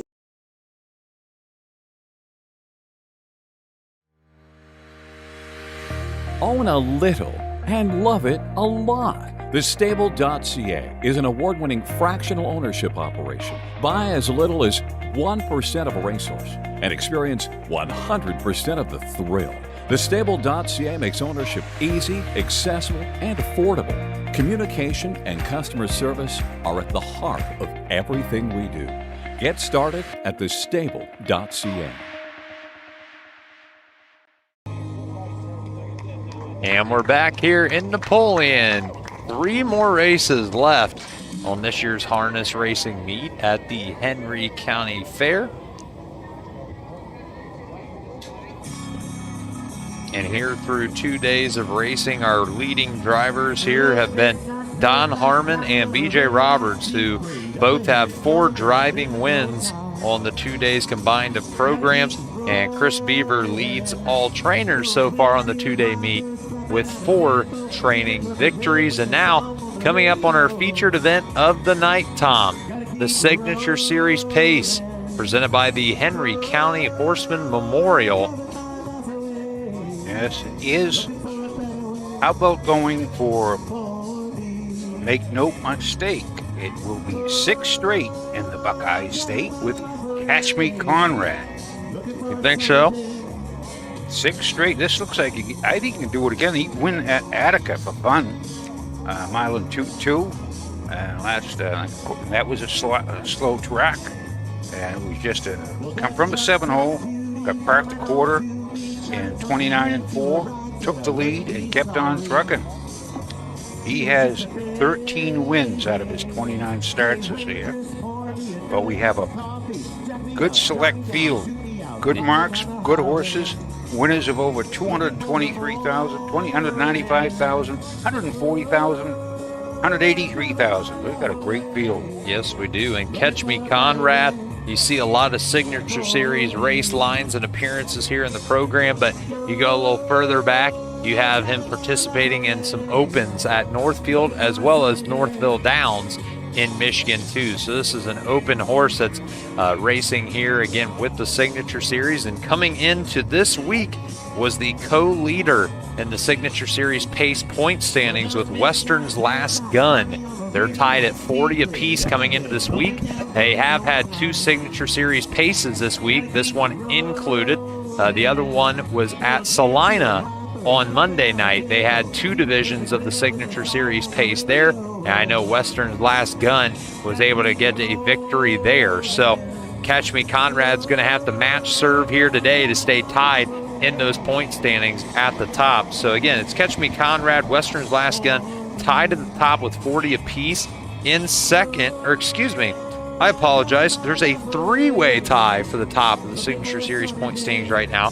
Catch Me Conrad in this race, Western's Last Gun, a winner in Salina Monday night, and Rockin' Randy V, all tied with 40 points. And Rockin' Randy V, a victor in 4 Signature Series events at Ottawa, Washington Courthouse, Wapakoneta, and then at Urbana last week as well. So a 3-way tie at the top of those point standings. Also in the mix right now, sitting in 4th with 37 points, is the 3 Dancin' Fever in the Bill Webb stable.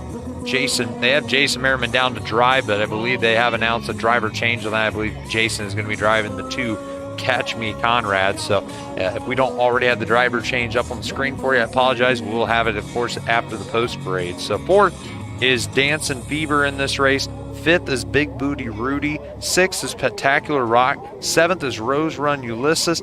And 8th in this race is Torig Sealster for Phil Groves, and Pierce Henry will drive this 8-year-old gelded son of Shadow Play. So there you go. We have 3 of the top 8 in the Signature Series pace point standings squaring off here tonight in the 9th. And here's the post parade with Bill Peters. They're putting post word for race 9. This is for a pace for 4-year-olds and up. This is a part of the Signature Series. going for a purse of $3,225. This is the Henry County Horseman Memorial Pace. Blanket for this race, courtesy of Cinder Lane Farms. Number 1 is Doug's Jacks. He's a bay gelding, 5 years old, by Pet Rock, out of Intrinsic Value by the Ponderosa, owned by Doug Hartong of Adrian, Michigan, trained by Brian Boring, driven this evening by Cameron McCown, lifetime earnings over $48,000, a lifetime mark 152 3/5. Number 2 is Catch Me Conrad. He's a bay gelding, 5 years old, by Tell It Like It Is, out of Envy by Mach 3, owned and trained by Greg Cook of Brooklyn, Michigan, driven by Jason Merriman, lifetime earnings over $90,000, a lifetime mark 152 4/5. Number 3 is Denson Fever. He's a bay gelding, 7 years old, by Indian Fever, out of First to Cruise by Yankee Cruiser, owned by Bill Webb of Defiance and the D&K Stables LLC of Hicksville, trained by Bill Webb, driven this evening by Don Harmon, lifetime earnings over $223,000, a lifetime mark 151 1/5. The number 4 horse is Torig Seelster. He's a bay gelding, 8 years old, by Shadow Play, out of That Day by Cam Luck, owned by Phil Groves and Myron Kester of Sydney, Ohio, trained by Phil Groves, driven this evening by Pierce Henry, lifetime earnings over $195,000, a lifetime mark of 150 4/5. The number 5 horse, Mancino, has been drawn. Number 6 is American Schnapps. He's a bay gelding, 7 years old, by American Ideal, out of Peaches and Cream by Little Steven, owned by Brad Schaefer of Bluffton, Ohio, trained by Ryan Schaefer, driven this evening by John G. Wengard, lifetime earnings over $145,000, a lifetime mark 153 3/5. Number 7 horse is Rockin' Rusty. He's a bay gelding, 6 years old, by Rockin' Image, out of Yankee Ashley by Western Hanover, owned by Carol Dean Bostel of Masick, Michigan, trained and driven by Skip DeMall, lifetime earnings over $183,000, a lifetime mark of 152. Number 8 is Barely Behavin'. She's a bay mare, 6 years old, by Manhart, out of Bengal by Keystone Raider, owned by Ron Merritt of Jackson, Michigan, trained and driven by Kim Pluta, lifetime earnings over $67,000, a lifetime mark 153 4/5. Those are your horses for the 2021 Henry County Horseman Memorial Pace. The wagering is win, place, show, exacta, quinella, and trifecta. Hurry and don't be shut out. Nicely done post parade by Bill Peters, as always, with these feature events with the Signature Series. And Tom Pye and I talked about the implications riding on this race. Again, the 2, Catch Me Conrad, tied for first in the Signature Series point standings coming into this week. But Western's Last Gun won Monday at Salina to take a 10-point lead. So Catch Me Conrad has to win this race to stay tied for that first spot in the Signature Series points. And Catch Me Conrad is currently tied for first. And North America has a horse with the most wins, 13. No kidding. Who's he tied with? Any idea on that? Yes, as horse is Swan Fine Lady. She's a trotter, 3-year-old trotter. And 13, they each have 13 wins. Wow. That's our Ohio horses are in competition and top in the standings in North America. It says a lot for Ohio. That's right. But Swan Fine Lady, he is as I talk, my internet is slower than I am. So yeah, the 2, Catch Me Conrad, again has to win to tie Western's Last Gun for that lead. The way the points work in the Signature Series is you get 5 points for every start that you make. And then you get points based on where you finish. So 5 for just starting the race. Then if you win, you get an additional 5 points. If you're second, you get 4 points. If you're third, you get 3 points. If you're fourth, you get 2 points. And if you finish fifth, you get 1 additional point on top of the 5 that you already got for starting here. So again, 10 to make up for Catch Me Conrad.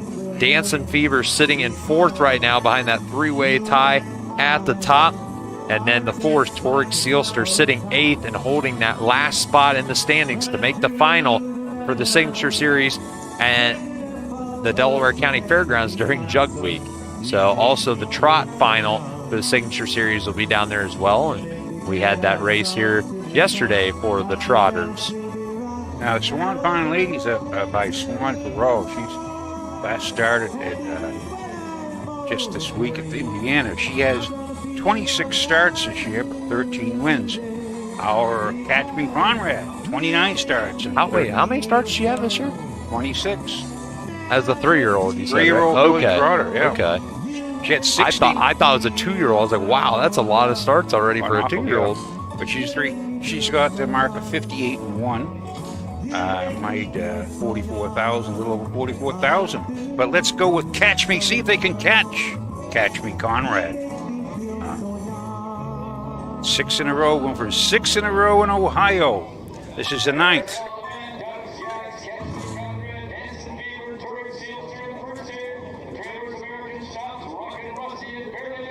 Here they come.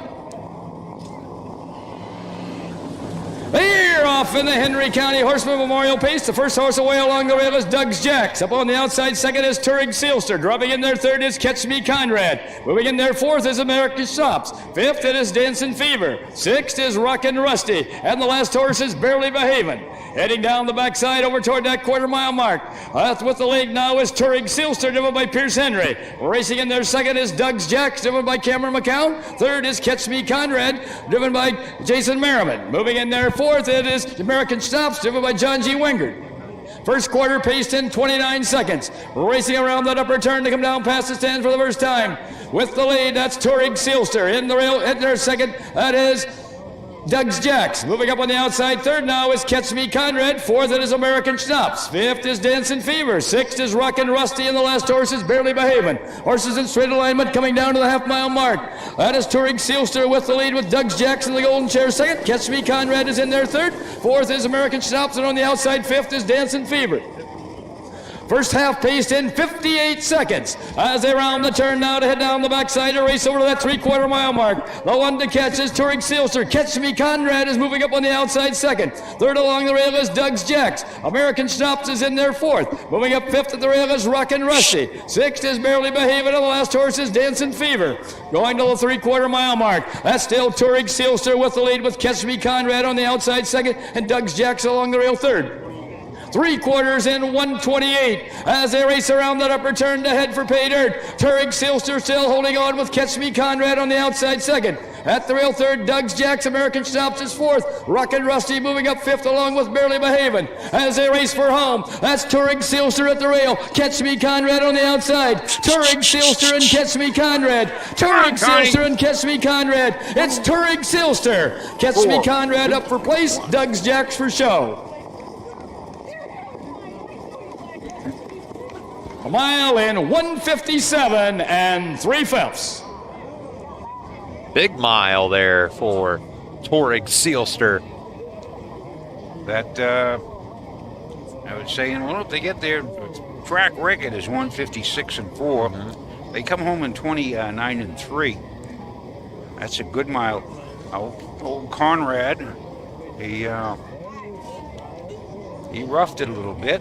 I thought that trip was going to set up for him pretty good. So we saw that opening battle between Doug's Jacks and Turig Sealster, and Doug's Jacks really stretched out Turig Sealster, made him work hard for Pierce Henry to clear to the top, and then a quick opening quarter, quick half, really, 29 and 58, the opening two panels, and Catch Me Conrad comes first up and was really expecting him to be able to charge by them in the lane after how much they had to, how much energy they had to use to get to the lead between Doug's Jacks and Turig Sealster. So I thought that was going to set up pretty perfectly for Catch Me Conrad, but Pierce Henry able to keep Turig Sealster alive to those hot fractions and come home winner in 57 3.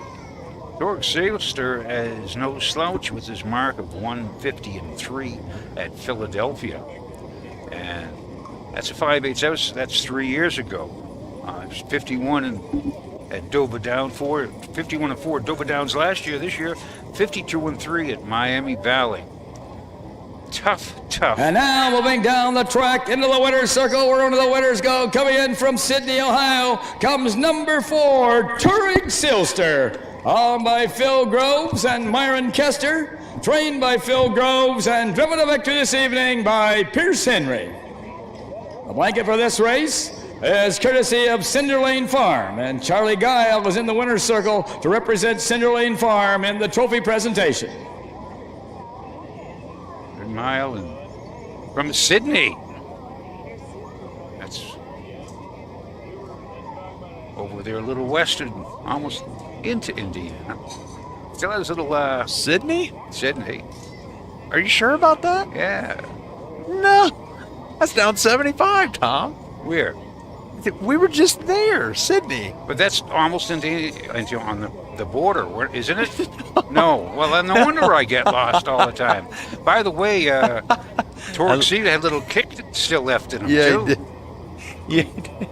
Jeannie Gerdeman, our speed superintendent, I'm never also following your joining directions the winner's to the circle track, for the Tom. presentation. Let's have a big hand here for Phil Groves, Myron Kester, Pierce Henry, and Turing Seelster, the winner of the 2021 Henry County Horseman Memorial Pace. Okay, there we go. Oh, goodness. Turing Seelster, the winner. Actually, in the blooded horse sale next Tuesday. No. So since Phil Groves put him in there, he goes and wins the free-for-all at Chillicothe a couple weeks back, and now he goes out here and wins with the Signature Series, and again was sitting 8th in those points, and with this 10-point pickup here tonight, going to move up the those official standings, I'm placings sure. for race 9 from the top. Number 1, Doug's Jacks was 3rd. Number 2, Catch Me Conrad was 2nd. Number 3, Dancing Fever was 7th. Number 4, Turing Seelster was a winner. Number 5, Mancino had been drawn. Number 6, American Schnapps was 4th. Number 7, Rockin' Rusty was 5th. Number 8, Barely Behavin' was 6th. Time of the first quarter was 29 seconds. The half was in 58 seconds. The 3/4 in 128, with a mile in 157 and 3/5. On the top it should read 3, 2, 7, 1, scratch, 4, 5, 6. A mile in 157 and 3/5. In the upcoming race 10, there'll be win, place, exacta, and trifecta wagering. And there'll be daily double wagering on races 10 and 11. Again, daily double wagering on races 10 and 11. We need a representative of Hertzberger Construction trackside after the next race for the trophy presentation. Sorry about getting on you there about that, Tom. I didn't want people driving over to the Indiana border expecting to pull into Sydney for the races. That's right. Where is Sydney? Directions. Well, I could tell you right over there by Indiana. Yeah, well, I could tell you who it was named after and all that, but where it is, I have no idea. No, it's over that way. Now we will be back from the 10th 2-year-old colt trot here at. Is this Napoleon? This is Napoleon, yeah. In Northwest Ohio. Northwest Ohio, the Henry County Fair. We shall return if I find my way back after these few short messages. Your animals provide unconditional love. When they hurt, you want the best care available to help them enjoy life again. The Ohio State Veterinary Medical Center is here for you and for them. From heart disease to cancer, diabetes to broken bones, and 24-hour emergency services, Ohio State's team of experts make a difference in the lives of animals and the family members who love them. The Ohio State Veterinary Medical Center.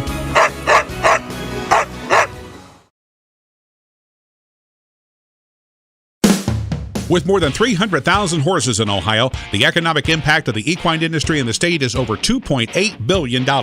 Much of that value comes from standardbred horse owners, breeders, trainers, and drivers who participate in the sport of harness racing. The mission of the Ohio Harness Horsemen's Association is to preserve, protect, promote, and serve the entire standardbred industry in Ohio and beyond. To learn more about the Ohio Harness Horsemen's Association, go to ohha.com. That's ohha.com. Bow River Jewelry has been the premier designers of sulky jewelry for more than 30 years. We incorporate today's fashion designs to create a unique piece of jewelry only found at Bow River. Visit bowriverjewelry.com today. Welcome back, folks, to the Henry County Fair in Napoleon. I'm Austin Scott, and finding his way back was Tom Pye after the commercial break. That's good. His compass is off a little bit, but he means well. And by the way, when we were down at Mansfield, I could not find north or south. And I'm going, I said, well, where's the sun? I says, up in the sky, I know that for sure. But it came at an angle. It started from the back of the corner of the grandstand, and it crossed over the west was over there. And I said, but I still don't know where it's north or south is. I couldn't find it on my iPhone either. But now look at those prices there, folks. For old race 9 there with Porg Sealster. $21.80 to win. The exacta was an all for all, $12. And the good prices. They had some good prices here for you. They call them punters, you betters. I never really see a big better at a fair. I did see a lady bet a $50 exacta one time, and she finished first and third, and I went,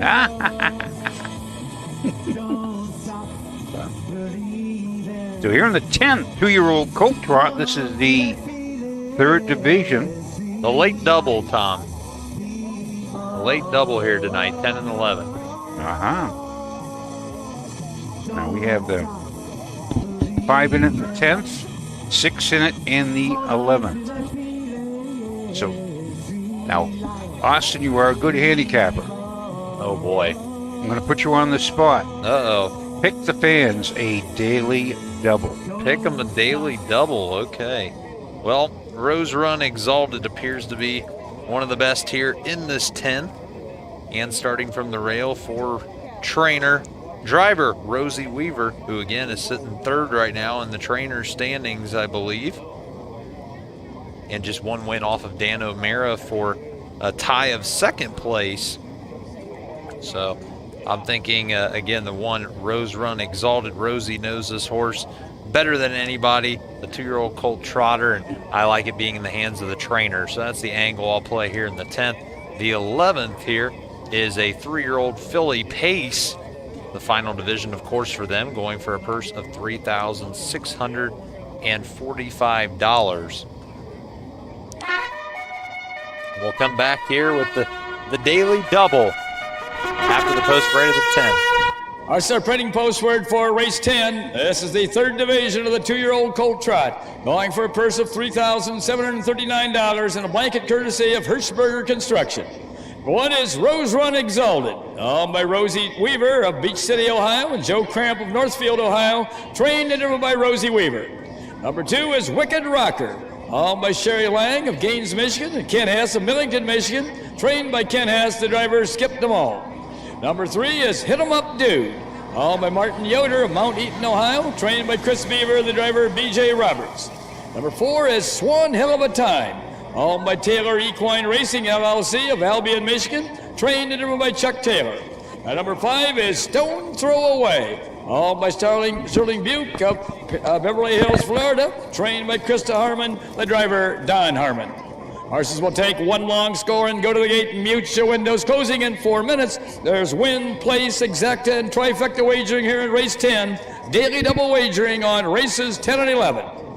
So Tom, I'm gonna stick with the rail horses in both. How about that? We'll go with the barns, beginning your horses ready daily for double. Rose Run Exalted with Rosie Weaver here in the 10th, and Cousin Margie with Jason Merriman in the 11th. Very good. So if you're wanting to put together a ticket, there you go. Go with the rail horses. I'm going with the Rosie Weaver angle in this one, and it looks like in the 11th race, again, the rail horse is Cousin Margie. Looks to appear to be battle tested against some Buckeye Stallion Series foes, including a winner in there. So go with the 1-1 daily double. If you're watching from home, you still have a few minutes. Don't get shut out. You better drive to the track. drive to the track faster. Maybe you're on the backside in a camper. Sprint across the track, and I'll give you some good directions to get here. Yeah. Tom will tell you to go about 15 minutes west to get over here to the grandstands from the backside. So, yeah. Oh goodness. But anyway, Rose Run looks good in here. If Hit 'em Up Dude with BJ Roberts, Beaver Roberts connection. 2 minutes at Northfield. Those are the only 2 I believe. Except Hit 'em Up Dude has been kind of tripping 'em up Dude lately. It made 2 breaks. Ran the last 2 starts at Northfield and Urbana. In in the Buckeye Stallion Series. It won that at Northfield 2 minutes flat. Last score 29-1. So if Mr. Roberts can keep him flat, I'm going to go with the 3. It's now 2-5. Austin's pick is 9-2. Rosie Weaver. I'm going to go with the 5 in the 11th. Don't Trip. Made a break and was disqualified, but is coming off of a good card, 54 and 2 at Northfield at the Painesville. It's a good race. Good race, good double. There you go. You got a 1-1 from Austin Scott. You got a 3-5 from Tom Pye. I'd have to say, I don't know. The interview with BJ earlier wasn't too convincing for the case on this 3. Well, I think he said the main goal today was to stay flat, and said if they could do that, that'd be a win for him. Yeah, so, but I mean, you're not going to make any money betting both favorites in both races either, No. Tom. So maybe my daily double, again, you're going for a price play here. Although right now it looks like they're 2-5 on the hit 'em up, dude. We'll see. That's the betting public here at the track. Bet hit 'em up, dude, down to 2-5. We'll see. They'll of course update that, give the final odds shortly after the race has started here. But we'll see. So just for fun. Austin, you have talked me off my double. I cannot lay it. But down, you can't. I already announced it. You already laid it out. You already printed the ticket. It is, You're shut out. Yeah. The bets. One of the best gambling is the Sting when Robert They're at the post. Shaw got Starting shut gate is out rolling now. for $1 million bet. Oh man, love that. That's my money in there. Come on, get out, says Durling. So here we go, the 10th race, the start of that late double. 2-year-old Colt Trotters, 5 of them in behind the gate. Bill Peters will have the call. 1 to go. Here they come.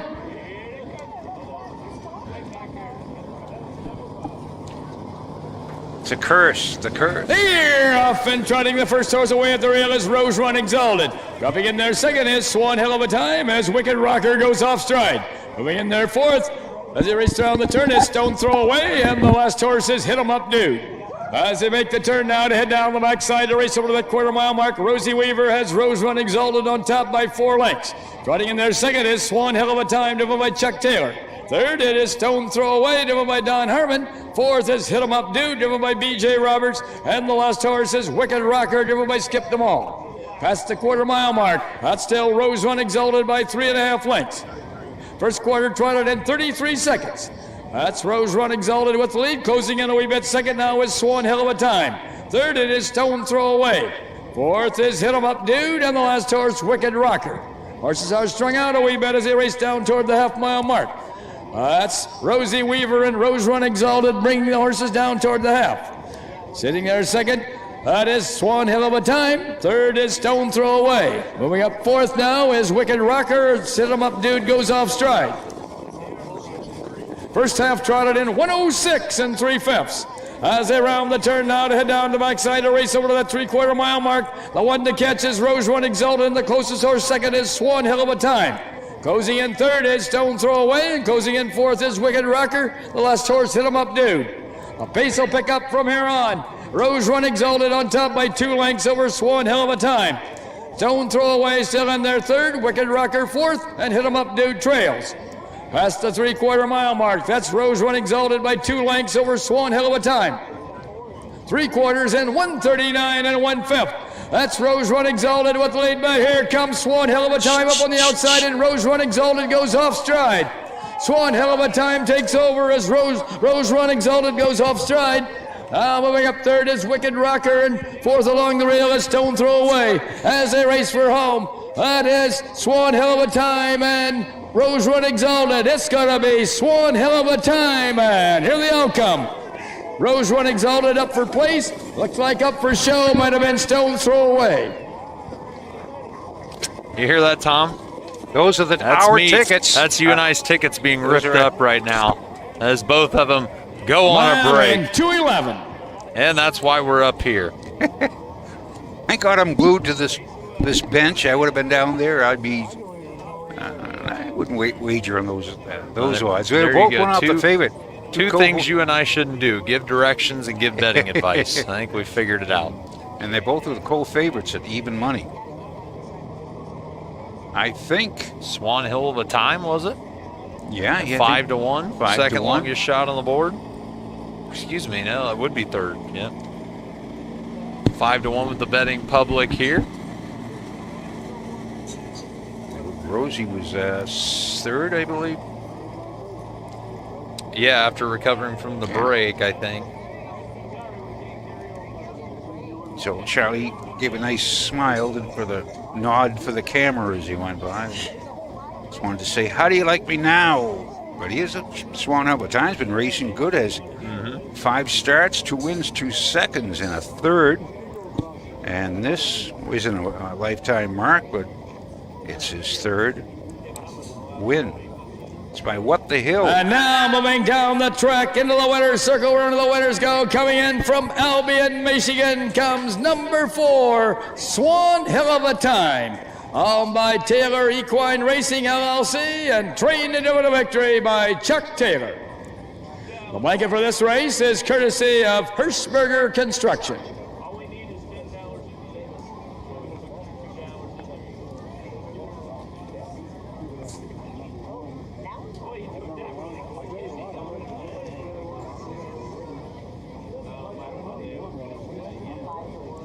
Camera shy is. You want to be in the winner's circle. There you go.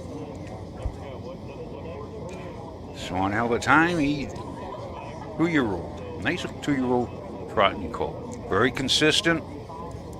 Made a break last week, still finished second. We'll give him that. He went off at 5-1.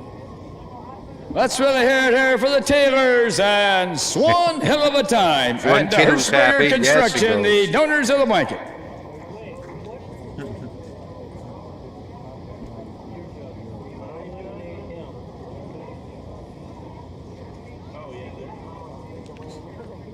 Charles Taylor, 63 years young. Here are the official placings for race 10 from the top. Number 1, Rose Run Exalted was second. Number 2, Wicked Rocker was 4th. Number 3, Hit 'em Up Dude was 5th.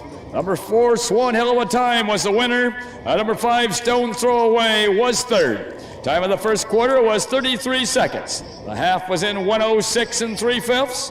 The 3/4 in 1:39 1/5. With a mile in 2:11. From the top it should read 2, 4, 5, 1, 3 on the bottom. The mile in 2:11. In the upcoming race 11, there'll be Win, Place, Show, Exacta, Quinella, and Trifecta Wagering. And a good effort there also by Stone Throw Away in his second career start for the Harmons. Coming off of a fair stake start at Attica last week, a 4th place finish there. Comes back this week and picks up a 2nd place check here at Napoleon. And those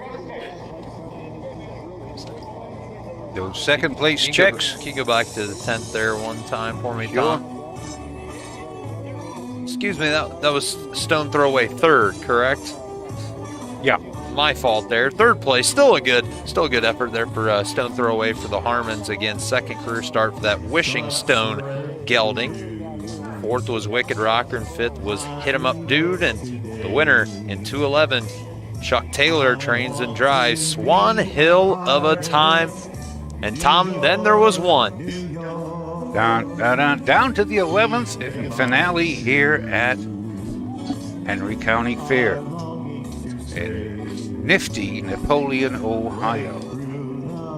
Now, 3-year-old filly Pace, $3,645 is the 3rd and final division, and the final race of 2021 here in Napoleon. Good crowd. They're still sticking around to see the finale. We shall return for an exciting finish after a few short messages. For over 50 years, Midland Acres has provided top-quality Ohio-bred colts and fillies. As a third-generation farm with 500 acres of pasture for breeding to boarding and on-site veterinarian care, we understand the importance of delivering well-cared-for and well-mannered yearlings. Visit us September 17th at the Pickaway County Fairgrounds and get in the winner's circle with the yearlings by Fear the Dragon, Yankee Cruiser, Pet Rock, and Long Tom. Midland Acres, doing our best to bring you the best. When you need supplies for your horse, one name stands out: Big D's. Since 1976, Big D's Tack and Vet Supply has been the equine experts you can trust. Whatever your horse needs is available at Big D's Tack and Vet Supply. Visit the retail outlet in Streetsboro, Ohio, or order online at BigDWeb.com. Most orders ship that day, or call 1-800-321-2142. Big D's Tack and Vet Supply.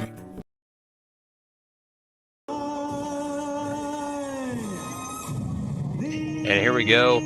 Back one more time. That was our final commercial break of the night here at Napoleon. Thanks to Midland Acres and Big D's Tack and Vet Supply, as well as all of our other sponsors here on all of our commercials to help us bring you these fair racing broadcasts all season long. So here tonight again, just like last night, Austin Scott, Tom Pye, the harness guy, bringing you the broadcast and on the mics for you guys, and Don Holden, along with the Trot and Pace marketing crew, producing this one. As I said, spinning the camera, spinning the dials, and throwing up all these nice and helpful graphics on the screen for you guys.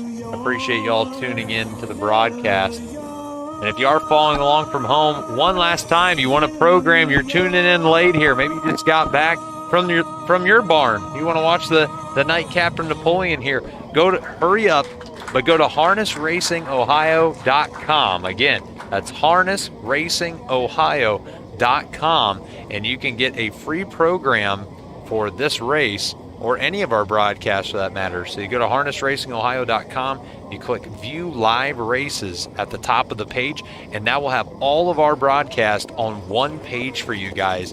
Kind of condense things, make it a little simpler for you so you don't have to chase around on, 3 of the Facebook pages, also YouTube. You can catch it all right at harnessracingohio.com and click on View Live Races, and then underneath each broadcast you can download a program to follow along from home. And on today, we had on our was at 4 p.m. I believe they were run was the Rock, and that's down at Rock Springs. That's they'll be up tomorrow for 1 p.m. and tomorrow Dark County over in Greenville 6 p.m. Then on the 21st, we'll be at Greenville at 6 p.m. and then Wellington 22nd and 23rd. So we've got a full schedule, or as they say in Canada, schedule of racing here in Ohio. Catch the Rock tomorrow, 1 p.m. You're a little rowdy today, Tom. Did you have some pop schnapps before you came here? Our separating postword for Race 11. This is your getaway race here for the 2021 Henry County Fair. This is the third division of the 3-year-old filly pace, going for a purse of $3,645 and a blanket courtesy of Elks Lodge of Napoleon. Number 1 is Cousin Margie, owned and trained by Joe Stevens of Montrose, Michigan. The driver is Jason Merriman. Number 2 is M'Excuse Me, owned by Ron Steck of Marengo, Ohio, and Jeff Brees of Granville, Ohio, trained by Ron Steck, the driver Don Herman. Number 3 is Sister Said, owned by Henry Trimble of Byram, Mississippi, trained and driven by Derek Flowers. Number 4 is Bonita Joe, owned by Jeff Grimes of Erie, Michigan, trained and driven by Dale Decker. Number 5 is Don't Trip, owned by Matt Rowe of Urbana, Ohio, and Chris Page of Mount Vernon, Ohio, trained by Tim Krubb. The driver is Tyler Rush. Number 6 is Kelly O'Kelly, owned by the Tandem Stables of Bristolville, Ohio, trained and driven by John G. Wingard. Horses will take one long score and go to the gate. Mute your windows closing in 4 minutes. This is your final chance to wager here at the 2021 Henry County Fair. Hurry and don't be shut out. There's Win, Place, Show, Exacta, Quinella, and Trifecta Wagering. So Tom, I actually had a celebrity sighting when I got out of the car in the parking lot today. And who would that be? Pertains to this race. So I get out of the car and I'm walking up and I look and there's somebody carrying a feed bag to the tent across the street here where they have some of the horses paddocked at here. And I'm like, I think I recognize that guy. And we both kind of met, glance, and we both had sunglasses on, I guess. So maybe he couldn't recognize me. I couldn't recognize him very well. Kept looking, and I just, kind of shrugged it off from walking across the street. And behind me, I hear, hey. And I look back, and it's Chris Page. And I'm like, what the heck is Chris Page doing here on a Wednesday night at Napoleon? Well, you think about Scioto Downs Racing is canceled for the last 2 nights due to some issues with the grandstands. And hopefully they're trying to get racing tomorrow night for the Thursday card. So stay tuned to the OHHA Facebook page for updates on that tomorrow. But yeah, I'm like, Chris, what the heck are you doing here? And he's like, I actually have a horse in today. And I'm like, what? And he actually co-owns this 5, Don't Trip, with Matt Rowe, trained by Tim Grubb. So Chris, again, co-owns this filly, and he's paddocking her today. Well, he's good paddock help. He knows how to do it. But Chris is, Chris said he thought back and had to really dig, but he says the first time he's paddocked a horse since 2007. Wow. So 14 years since Chris Page was getting one ready to go for the night. So that's kind of funny because obviously Chris, probably one of the top 10 drivers in North America in terms of wins and earnings and things of that such, and an incredible guy in our sport also. And it's cool to see him here at a county fair paddocking a horse for the first time in 14 years. So keep an eye on that Don't Trip, driven by Tyler Rush here today. He is currently 3-2. You never know what you're going to run into up here at the Henry County Fair. And Chris has his roots from Mount Vernon. That's his home track. He's grew up there. He's gone now. Of course, he's just talent progresses, and he co-owns this. Tim Grubb trains it, but Chris will be at the barn every day and be jogging and training, and then he'll go scoot off down to Scioto or Miami Valley and do the driving bit. When he goes down to qualify, he's always on the move. So Chris is a hard worker, and he's done very well. Absolutely. So looking down through this field, the one Cousin Margie has a victory with the Buckeye Stallion Series earlier this year, June 27th at Northfield in 154, which is her lifetime mark. Jason Merriman going to be driving her from the rail today. The 2 is M'Excuse Me in the Ron Steck barn. Dapper Don Harmon going to be driving today, and M'Excuse Me is actually up for auction on sale as well on ongate.com. So check out M'Excuse Me on there if you're looking to become a harness racing owner. Might be a fast way to do that. The 3 is Sister Said for Derek Flowers, who trains and drives, coming off of a second place finish at Attica last week to Wall Said. A really strong filly there also, and that's in the Mike Sweeney stable. Backside, on the way to the Before gate is Bonita Joe for Dale Decker, who trains and drives. $10,000 made in 10 starts this season. The 5, Don't Trip, Tyler Rush drives. And the 6, Kelly O'Kelly, John Wingard trains and drives this artificial filly. And here we go, Tom. They're behind the gate for the 11th and final here on day 2 of the Henry County Fair. Here they come. Here they come.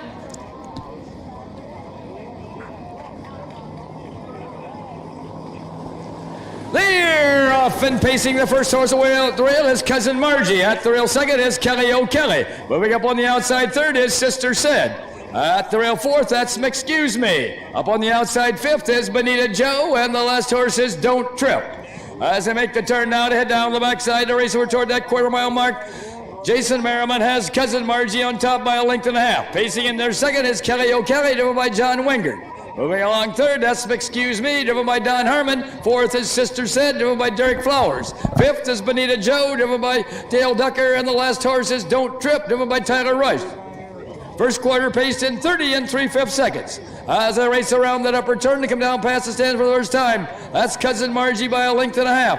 Racing in their second, that's Kelly O'Kelly. M'Excuse Me is third. Sister Said is fourth. Moving up on the outside fifth now is Bonita Joe, and the last horse is Don't Trip. as they race down to the half-mile mark. That's Jason Merriman and Cousin Margie bringing the horses down to the half. Up on the outside second is Sister Sid. At the rail third is Kelly O'Kelly. On the outside fourth is Bonita Joe. At the rail fifth, excuse me, and on the outside sixth, Don't Trip. First half paced in 102 and 1/5. All six pacers well bunched as they head down the backside toward the 3/4 mile mark. That's still Cousin Margie with the lead. On the outside second, Sister Sid. At the rail third is Kelly O'Kelly. Moving up fourth is Bonita Joe. 3 wide down the backside comes Don't Trip. And the last horse is Excuse Me. Going past that 3/4 mile mark. That's Cousin Margie still with the lead. At the rail second, that's Sister Sid.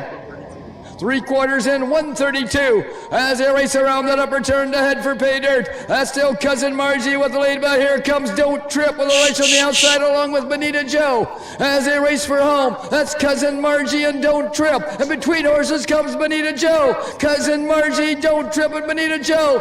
Cousin Margie and Don't Trip. It's gonna be Cousin Margie, and here they all come. Don't Trip up for place, Bonita Joe for show. Wow. 2, 1, and 1. Time of the mile, 2 minutes and 3/5. 2 minutes and 3/5 for the time of the mile. 28 and 3. So I knew what he was picking up on. Oh, Cousin Margie. 58 and 2 back half there, Tom. Cousin Margie wires him there and holds off a fast-charging 5, Don't Trip, driven by Tyler Rush, TR Superstar.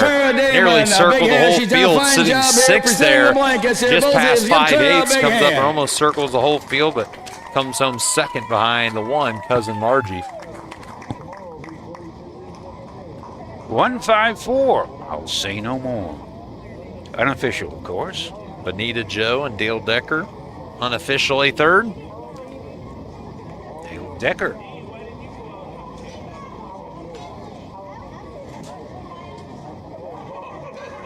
And Margie, all part of the family. So 3-year-old Philly Bama Cardinal out of a big bad John Mayer Save My Tootsie. Trained by Joe Stevens of Montrose, Michigan. And now moving down the track into the winner's circle, where one of the winners go. Coming in from Montrose, Michigan, comes number 1, Cousin Margie. Owned and trained by Joe Stevens and driven to victory this evening by Jason Merriman. The blanket for this race is courtesy of Elks Lodge of Napoleon. Cousin Margie, she's just part of the family. That puts her winnings to over close to, I think, about 22,000 for the year. Yeah, that's really here for Joe Stevens, Jason Merriman, and Cousin Margie, and to the Elks Lodge of Napoleon, the donors of the blanket. She was favored 8-5. The 4 was Bonita Joe. There are the official placings for race 11 from the top. Number 1, Cousin Margie was the winner. Number 2, Excuse Me, was 5th. Number 3, Sister Sid, was 4th. Number 4, Bonita Joe, was 3rd. Number 5, Don't Trip, was 2nd. Number 6, Kelly O'Kelly, was 6th. Time of the first quarter was 30 and 3/5. The half was in 102 and 1/5. The 3/4 in 132, with a mile in 2 minutes and 3/5. From the top it should read 154.326. The mile in 2 minutes and 3/5. Well, this concludes our racing here for the 2021 Henry County Fair. I want to thank each and every one of you for coming out to enjoy the races this year, and hope you all be back next year for the 2022 Henry County Fair and their harness racing program. Thank you, Bill Peters. Another great year, great job of announcing. Incidentally, the winner, Cousin Margie, she was from the Blood we have Horse 2 Hill. consolation daily. Oh. With any other horse in the 11th, it'll pay $6.20. If you had any horse in the 10th with the number 1 horse in the 11th, it'll pay $3.40. Oh, I'll be back in a minute. I got to go cash this. That out. Right. But Cousin Margie, she was at the Blooded Horse Sale. She brought 5,000 as a yearling. Got over 38,000 on a card now. And the 2-horse, Don't Trip, and brought at the Blooded Horse Sale 3,000 as a yearling.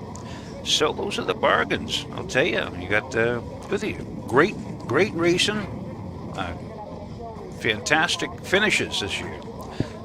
Austin Scott, I want you to wrap it up for us, because you do it the best. Hey, well, one last note related to yesterday's card here at the Henry County Fair in Napoleon.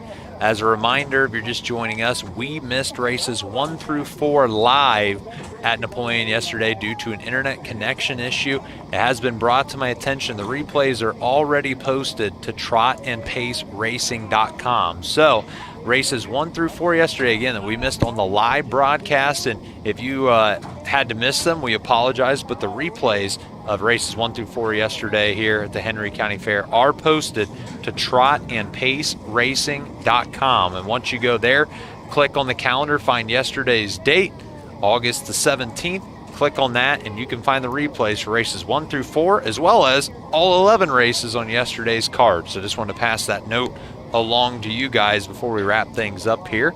But after 2 days of racing, we had 22 races over these 2 days. And here are the stats from today. On the driver's side of things, Jason Merriman picked up a driving triple here.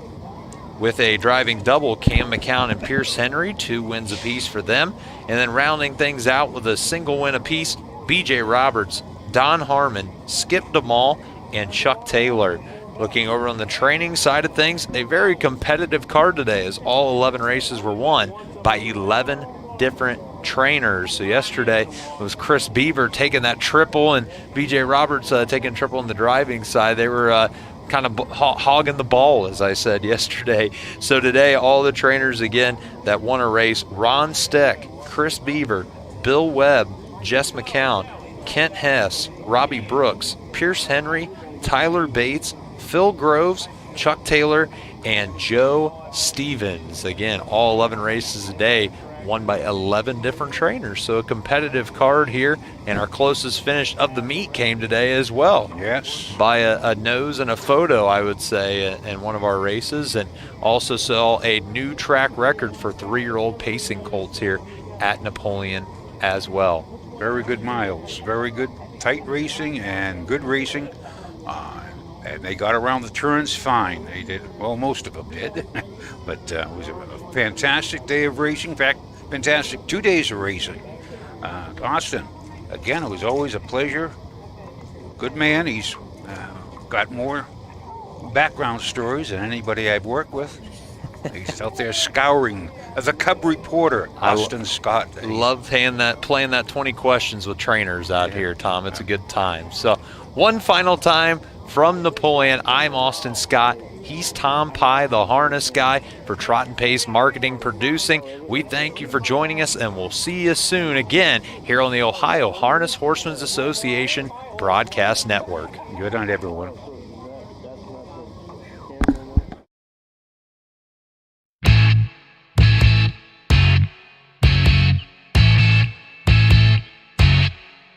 This has been Ohio County Fair Racing. Ohio County Fair Racing is brought to you by thestable.ca, the Ohio State University Veterinary Medical Center, Midland Acres, Cool Winds Farm, and Big D's Tack and Vet Supply.